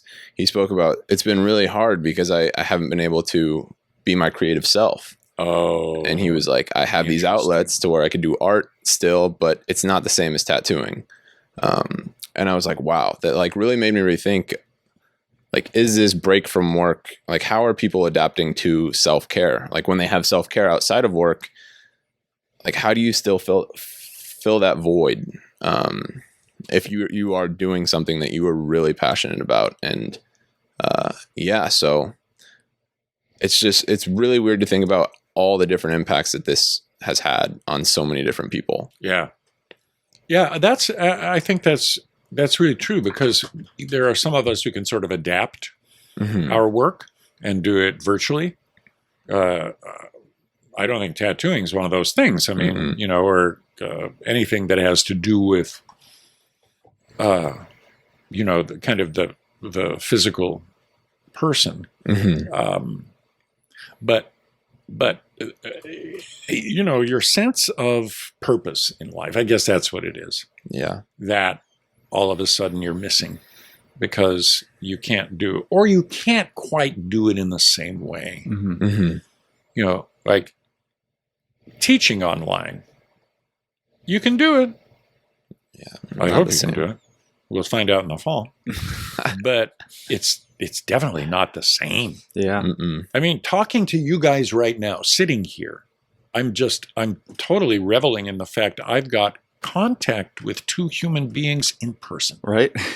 And that in and of itself is so cool, because I have really missed that. It makes me think, like, to the point you were making, though, that, you know, to a certain extent, something that was this tattoo artist's identity was taken from them. And then you immediately make the point that there's a lot of teachers out there. And I think in a lot of ways, teaching is a very, you know, identity type calling that people have. And now we're about to enter like summer right now. Teachers are used to having summer off. But when you take that from a teacher for an entire year, what kind of mental health impact is that going to have on the teachers of the United States, of the world, who are not able to fulfill that calling that they have every day? I mean, there's just so many things that keep coming up with this whole pandemic that we just we haven't even thought of yet. There's going to be downstream impacts that are unforeseen, and it's crazy. It is. And so when I go out in the world and I see people who are not like wearing a mask, I want to just stop and say, what the fuck? Why aren't you? You know, this is such an easy thing to do. I mean, if I can run wearing a mask, you can walk around wearing a mask, is sort of what I think. Because frankly, I'm getting tired of this whole thing. I'd rather be back in the world of human contact. I don't think it's ever going to be quite the way it was. Yeah. But still, it's certainly, we're not out of the woods yet here in this country. And we won't be without decent leadership. Yeah. And there's just, to your point, there's so much about the disease that we don't really understand. There's too much conflicting information. There's too much data that's like unknown. And to know that, like, I think the one thing that we have proved is it may not be 100%, but wearing a mask does something. And if doing something by everybody can do a whole lot of something, then I think as a person who wants to just like be a functioning member of society, it feels like the right thing to do, to just wear it. Yeah. And so I hope that we can get to that point, because I think we all want to get back to normal. Absolutely. And I feel like that's my way. It's a small way, but my way of saying to people in our community where I live, I care about your welfare. Yeah, absolutely. You know, I'm here to help. Yeah. Yeah. So, yeah, that's yeah. And that's tried to be like the general theme, is that we can get through this together. But it's illuminated a lot of division at the same time, which is, it's been so hard. It's tough. Yeah, even around here, where you would expect people to be pretty compliant. Now, one thing I do appreciate about this area is you pretty much can't get into a store without wearing a mask. Oh, yeah. And that's not true everywhere. You know, I was just last weekend up in Seattle, and up there they're very compliant as well, but not 100%. And not all the stores require you to go in with a mask, which is, I think, a little change they could make. But you're right. We will get through this. And hopefully we will get something good out of it. I mean, if you're going to suffer, you might as well get something out of it. Absolutely.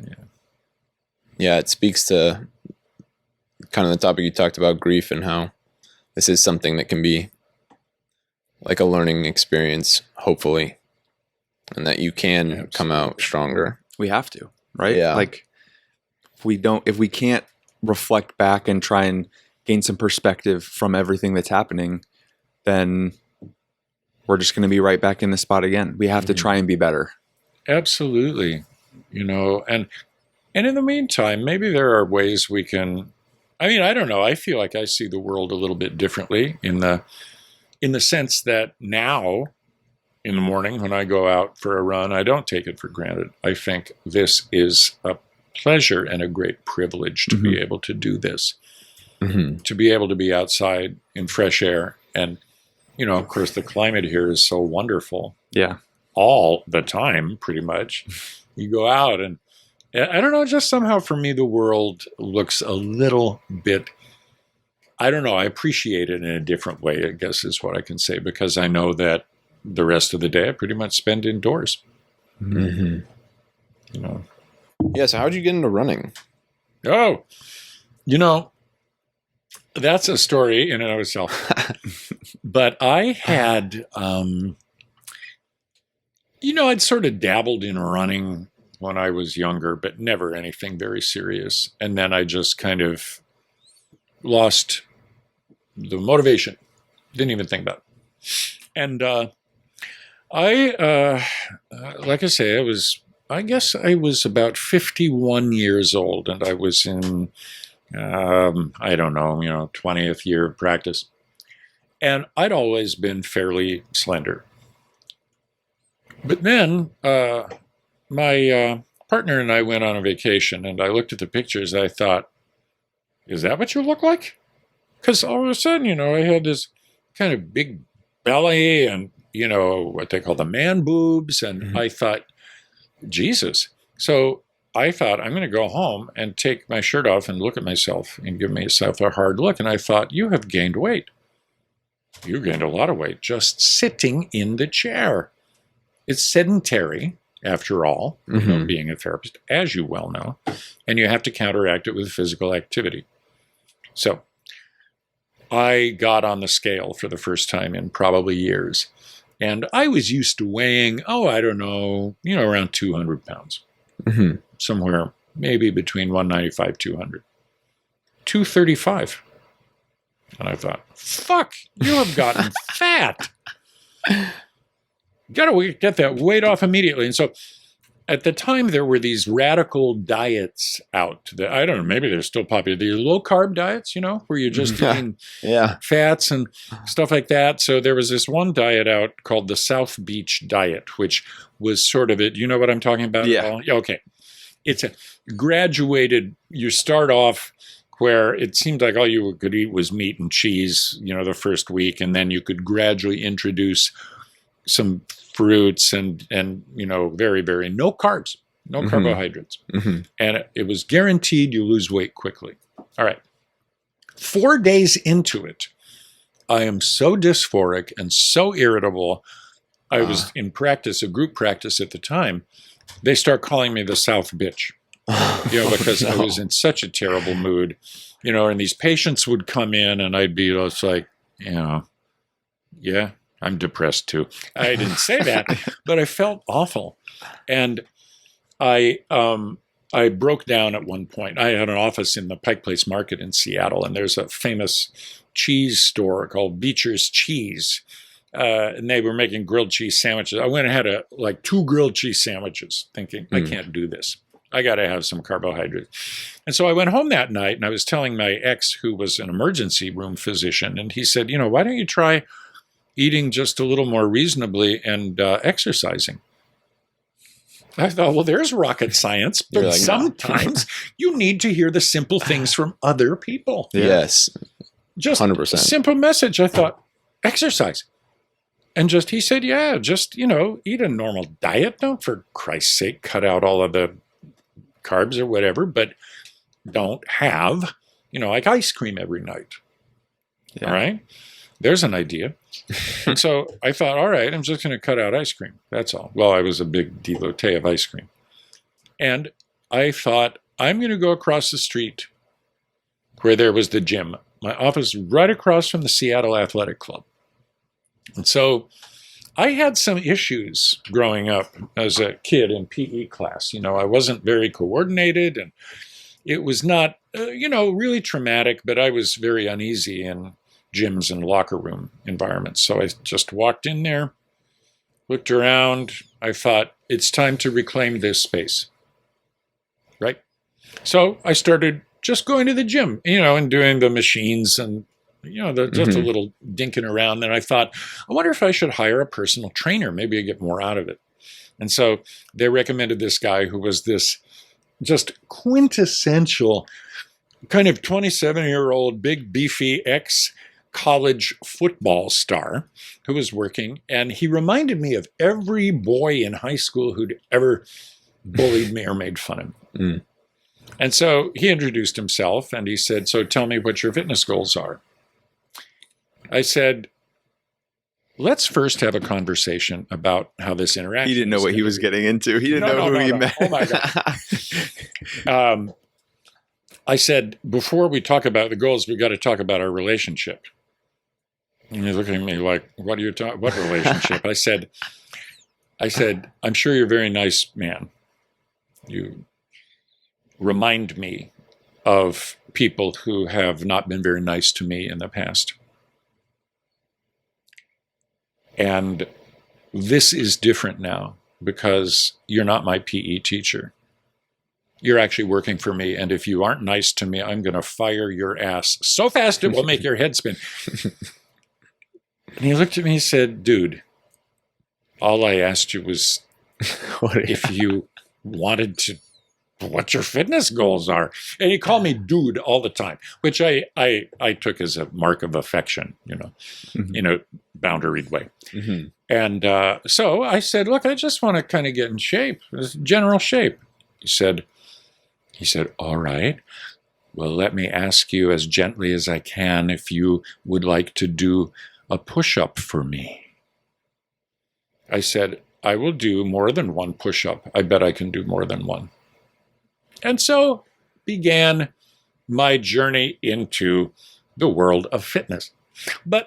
And we worked together, and I came to just be very fond of this guy. I mean, we were just like as different as night and day, but man, I would have a great time with him. And then one day I said, I just feel like I'd like to supplement this with something else. He said, well, like what? I said, I wonder if I'd like to run. He said, why don't you give it a try? He said, just don't do too much, too fast, da-da. That's how it started.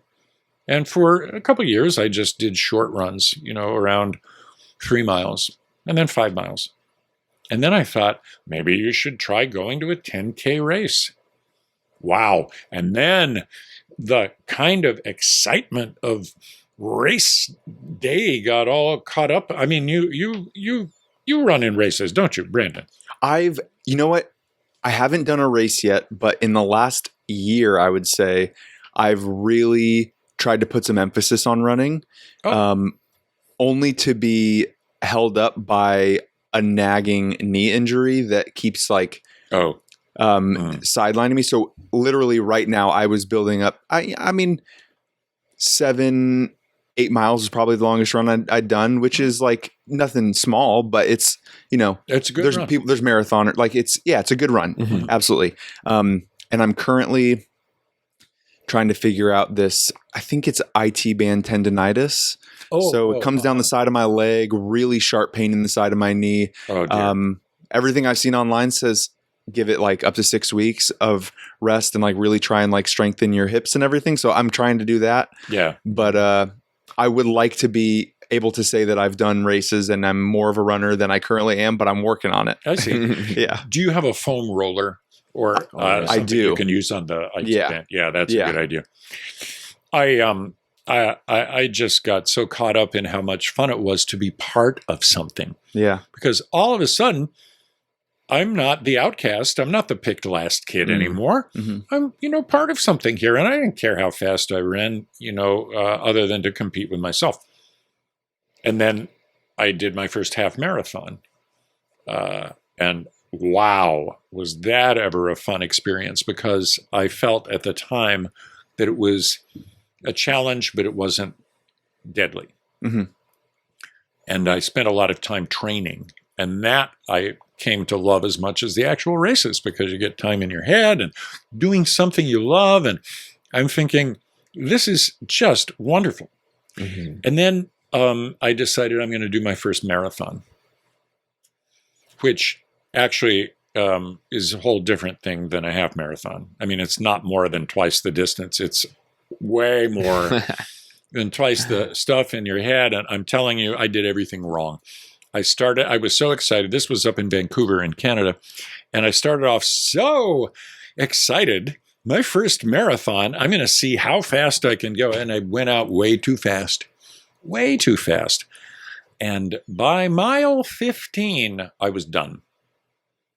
Problem is there's 11 more miles to go.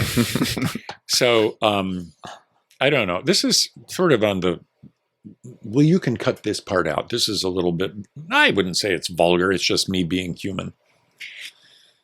Mile 15, I'm thinking, what on earth am I going to do to inspire myself for 11 more miles?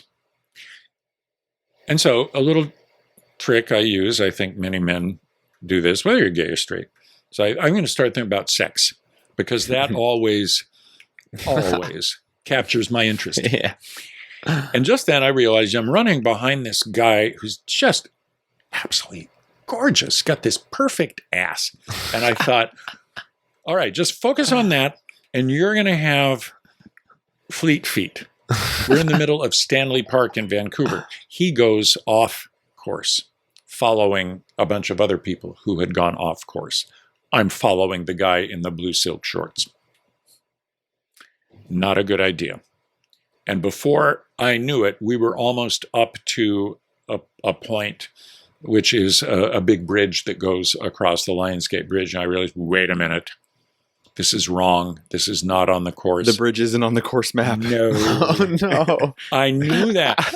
And just at that moment, someone comes up on a bike saying, all of you have to turn around. You are off course. We were off course by almost a full mile, which meant now you've got to run back to the course another mile. Yeah. So my first, and then I thought, you should. Shame on you, primal brain. Yes. Exactly. Shame on you, primal brain. So there I am, staggering practically by mile like 24. I can't feel anything below my waist. I was crying. I don't know about what. I was hallucinating. I was having these peripheral visual, and I thought, this is because your body is so taxed and so stressed. And of course, because of your primal brain, now you're running a 28-mile marathon instead of 26. 26 would have been enough. Yeah. Stop looking at, and of course, by that time, all of the really great guys I wanted to look at were well done anyway, and we were just kind of trotting along with the enormous people. So I finished my first marathon in 6 hours and 10 minutes. They were putting away the T-shirts. But the thing was still up, and my godson came all the way up from Seattle just to cheer me, and I staggered to the finish line. He gave me a big hug. I was just drenched in sweat. I was just out of my mind. And I thought, I can't wait to do it again, because I want to do a better job next time. Mm-hmm. First of all, I want to keep my mind on what I'm doing. Secondly, I just want to run 26.2 miles. And so... Yeah. Don't want to run the marathon and the 5K in one. No. Too much. So since then, I have done 8 marathons. Wow. I don't run marathons right now just because the training involved is simply not compatible with the job that I have and the life I live. But I run every single day. And I've come to love it, but never more than when I got involved in the International Lesbian and Gay Athletic Association. Because 1 year after camp in Sweden, it's called the Gay Games, used to be the Gay Olympics, and it's open to any LGBTQ athletes or allies who wish to come, and you don't have to qualify for anything. You can just sign up. That's cool. This sort of dorky, unathletic kid from Homestead High School in Sunnyvale, all of a sudden, I'm marching into a stadium with my team, and there's 10,000 people in the stands cheering. Wow. I just thought, That's this surreal. is like you watch on TV. Yeah. I was Well, I'd come down with a laryngitis earlier in the week, and so this friend of mine who was actually there, my first running coach, was there playing squash, and he was pouring Prosecco down my throat. So I was just having a great time, just having a great moment. And I've gone to every gay game since then, just because that solidarity in community with other athletes and it's given me a whole new identity, whole new aspect to my identity.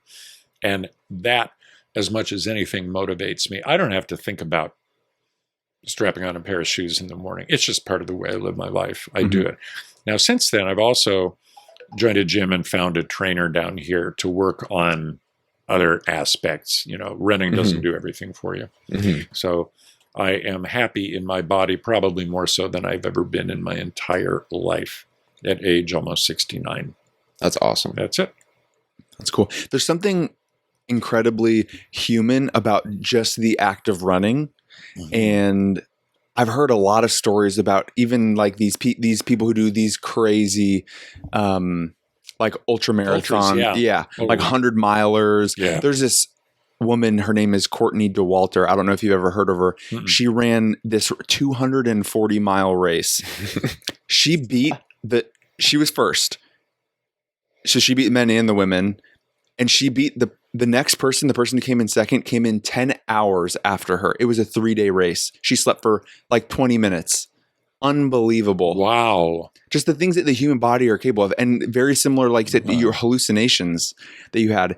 Like that's what the same types of things that these people say that they experience out there. And I don't know, there's just like something very interesting about just a simple act of running and like challenging and stressing your body in that way. It's pretty cool. And I think that's kind of one of the things that I've noticed that has drawn me towards it is it's just like so ingrained in what people are capable of. We just walk a little bit faster until we run. Yeah.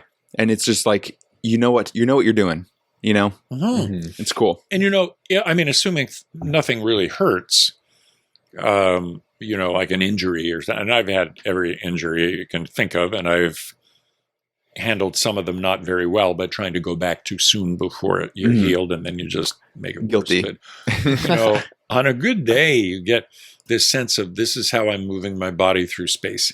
And I always run with music, which is motivating. I don't listen to the spoken word. I try not to think about work, although I do get some good ideas when I'm running about one thing and another. But I treasure that hour and a half every morning, Yeah. And it's interesting to think about races too.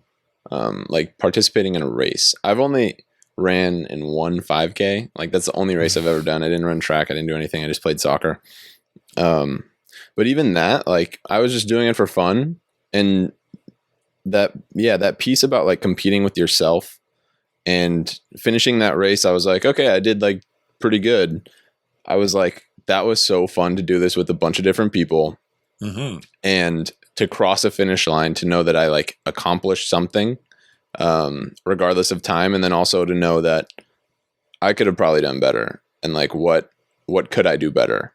I think it's a super reflective experience, like running and participating in races like that, where you could have so much growth just by thinking about this one thing. Absolutely. I mean, I found inside resources that I never knew I had. The ability, I mean, it's great when everything feels good, but I think what really tests you as a runner is the same thing that tests you in real life, which is, and when things aren't good, what do you do? Do you stop, or do you put one foot in front of the other? To me, there's no option. You keep going somehow. Yeah. This past fall, and I've been in lots and lots of races, and, they have a lot of people in them, and you always get a finisher's medal, but I've never been on a podium before. And I thought, you should try. And then there was part of me that thought, no, you don't compete with other people. And I thought, yeah, bullshit, you don't.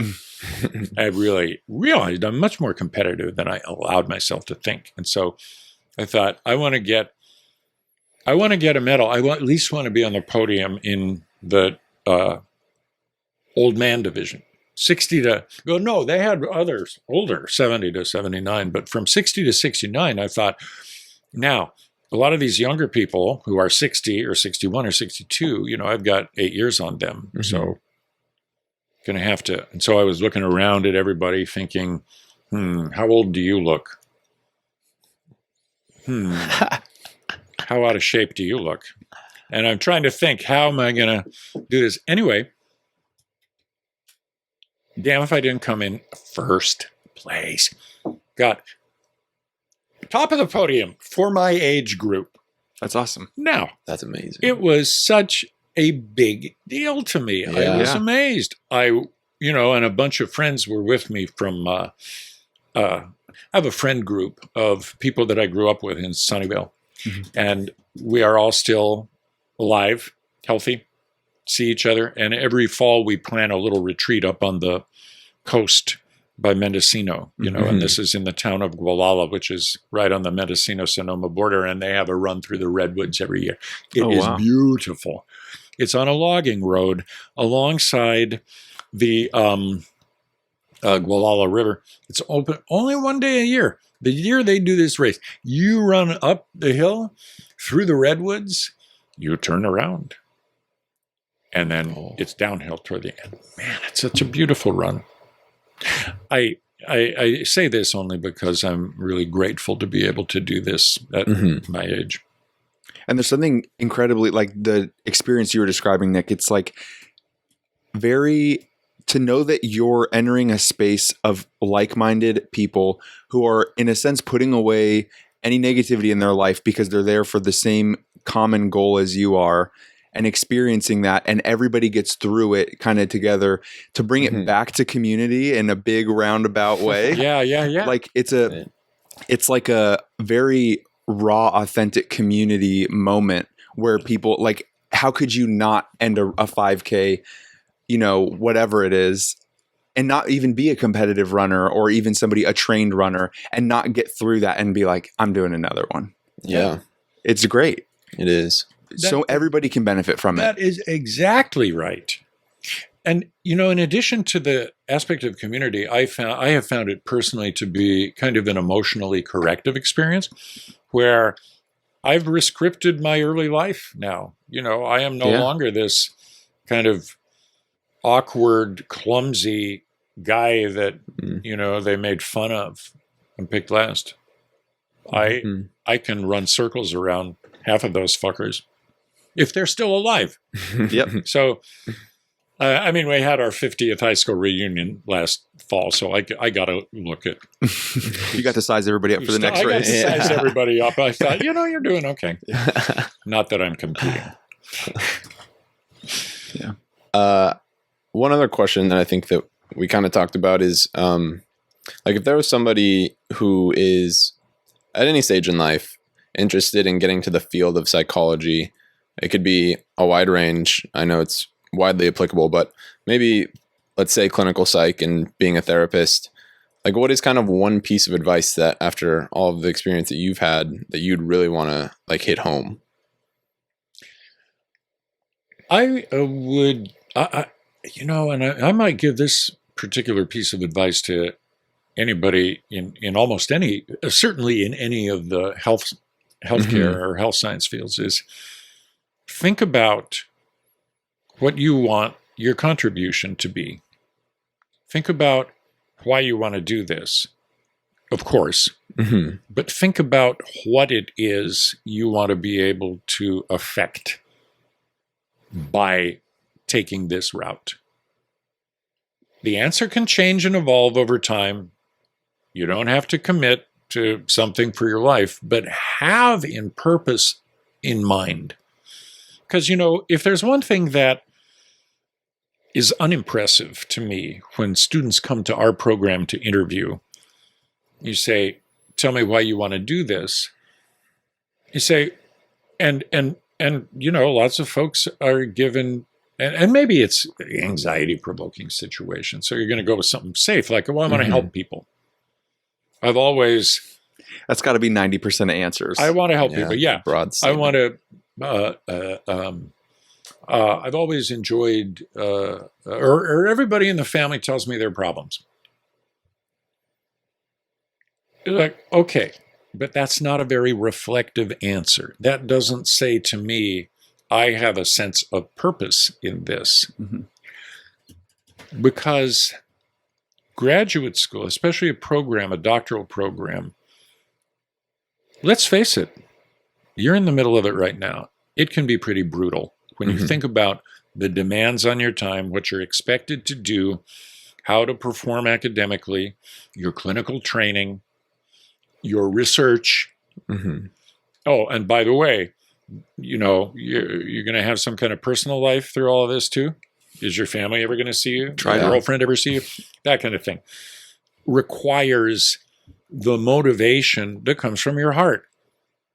And I can tell who has it and who's struggling for it. Because it takes, if I think back to my PhD program, sometimes it was miserable. It was so not only rough, but I felt like my professors were generally so unsympathetic and almost, some of them not even very nice people. People who just wanted to make you feel stupid. And so, my pledge is that in our program, you at least feel that we care about your experience, even though it's pretty difficult. So that's the advice I think I would give. I love that. Because like we were saying, there's I want to help people. It's like, well, most people want to help people, but hopefully, yeah. But people are incredibly nuanced, so you can't, if you really want to get down to what is important to you and what impact you want to have in the world, your North Star, to give a term to what you're kind of describing, should also be incredibly nuanced, because you're not going to enter the world working whatever and do something that is cookie cutter, right? Right. To have that true definition of what you want to do should be nuanced as well. It should be very specified to what your impact on a very specific section of like causes or missions in the world should be. Yeah. So I like that. Yeah. And of course, we don't draw people who are going to come in and say, I want to make a lot of money. Yeah. If they did, I would say, boy, are you in the wrong fucking place for that. Sorry. It's okay. Prepare yourself. Yeah. We eat, but it's not a glamorous profession at all. It's about service. And what kind of service are you? How's your level of humility? How's your level of respect for other people? That kind of thing. And that's exactly right. That's one thing that I think we look for in folks who want to join us in our program. Yeah, I think the reflective process is so important. And like you're saying, it's so important to kind of have that going into it. And then at the same time, like, it's okay to continue to ask, like, why am I doing this? And I think that's been helpful for me in this process of going through a program, is reminding myself of what my values are, or having other people help me remember what my values are in this, because it is strenuous. And that's a question that is going to come up. And if you're really not ready to accept it, or really don't know what it is, then it's going to be a lot harder. Exactly. Exactly. I remember, I guess it was after my second year, I don't know what had happened, but I was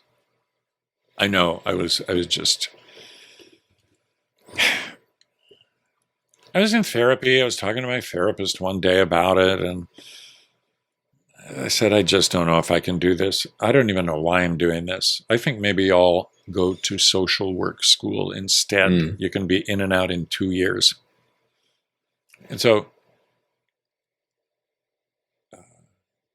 my therapist at the time said to me, well, maybe you should talk this over with your advisor. I said, oh, hell no. My advisor, I don't feel all comfortable. But I said I would talk over with my clinical supervisor at my practicum site. And so I went to her.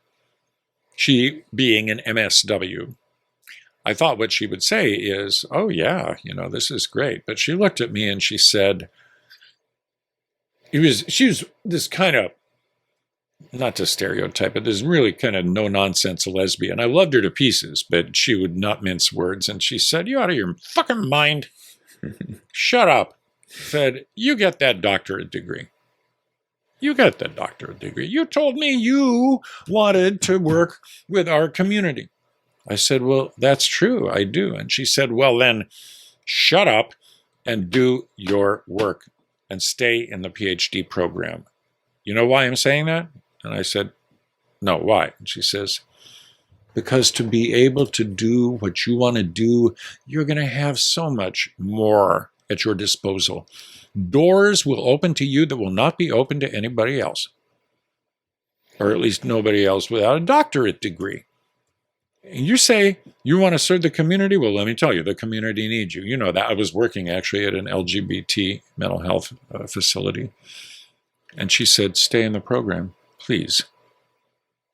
And I said, "All right," because I trusted her. I trusted her advice. And of course, there are times you want to be thoughtful, but other times you just want to trust somebody. Say, "I know she knows what she's talking about here." So I stayed in the well, obviously, and the rest is history.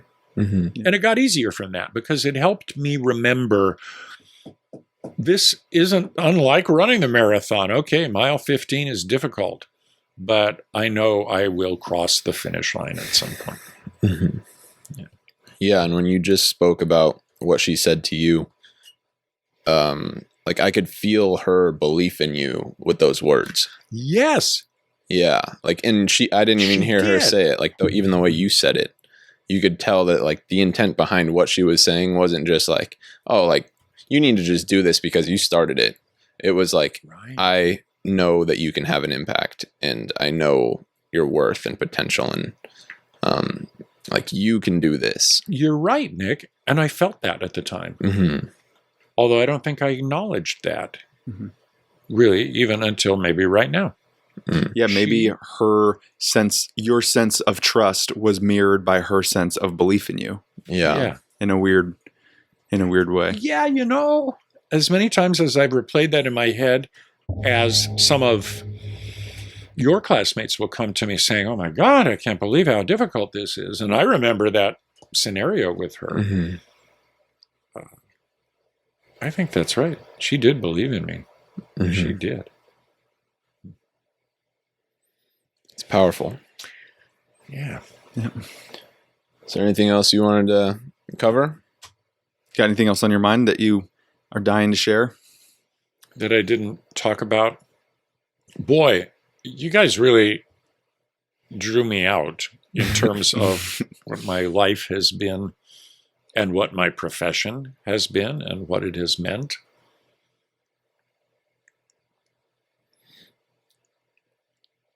I guess that the only thing I would say is thank you both for giving me the opportunity to have this kind of, most people don't have the gift of being able to sit down and take this broad existential reflection on what has your life meant so far. You've given me that today. If this is how your series is going to be, the two of you are an incredible interview team. Thank you. You really are. And I mean, I kind of, because I know Nick and I know what to expect from him. But my God, you have a very psychological mind. It's funny. Yeah. Nick and I were talking about like how in a way I've kind of, because I got my master's in HR management, leaving the sales side of things because I felt pretty unhappy, probably from a psychological standpoint, with how that was going. People out there know how, difficult sales can be as an industry. And there's a lot of high pressure, old school mentality of go, hit this without really considering the human behind that. Yeah. And it became something I just didn't want to deal with anymore. So I think in a sense, my shift into more of the HR side of the business world was because of my psychological needs in the workplace weren't being met. And I feel like in the workspace, HR can be that for people. Oh. So it's been an interesting transition. This has only been like the last 2 years. I'm kind of going through my own professional self-discovery. But thank you. I appreciate your kind words. The depth of questions and the insight that they reflect. I mean, you would be a good therapist, don't you think? I definitely think so. We've kind of talked about it too. Yeah. I know a great program, just in case you're... Oh, do you? No, but I really sincerely want to thank you both for this. I don't know how long we've talked. Are you kidding me? 2 hours and 20 minutes. Yeah. Okay. We can't thank you enough for telling us your story and really being open about everything. Yeah, being willing to go along with the depth of question we wanted to ask. Mm-hmm. Mm-hmm. No, my pleasure. I don't have any discomfort about anything that I've said. Well, maybe a little bit about the guy with the blue silk shorts in the Vancouver Marathon, but that's just motivation. That's just part of being human. It is. Yeah. Actually. It is. And frankly, I always had, when I was in my 20s, I had this image of people my age as being just impossibly old, as being, like next to the grave, and certainly without a libido. Mm. Mm-hmm. But that's not how it actually has to be. Yeah. Life to me feels as exciting as it ever did. And I'm really, really grateful for that. So thank you both. And absolutely. I can't believe it. I can't believe I told It flew. I can't believe it. Well, use whatever you like. And I'll be eager to see the finished product. Cool. Absolutely. Yeah. Thanks so much. All right. Absolutely.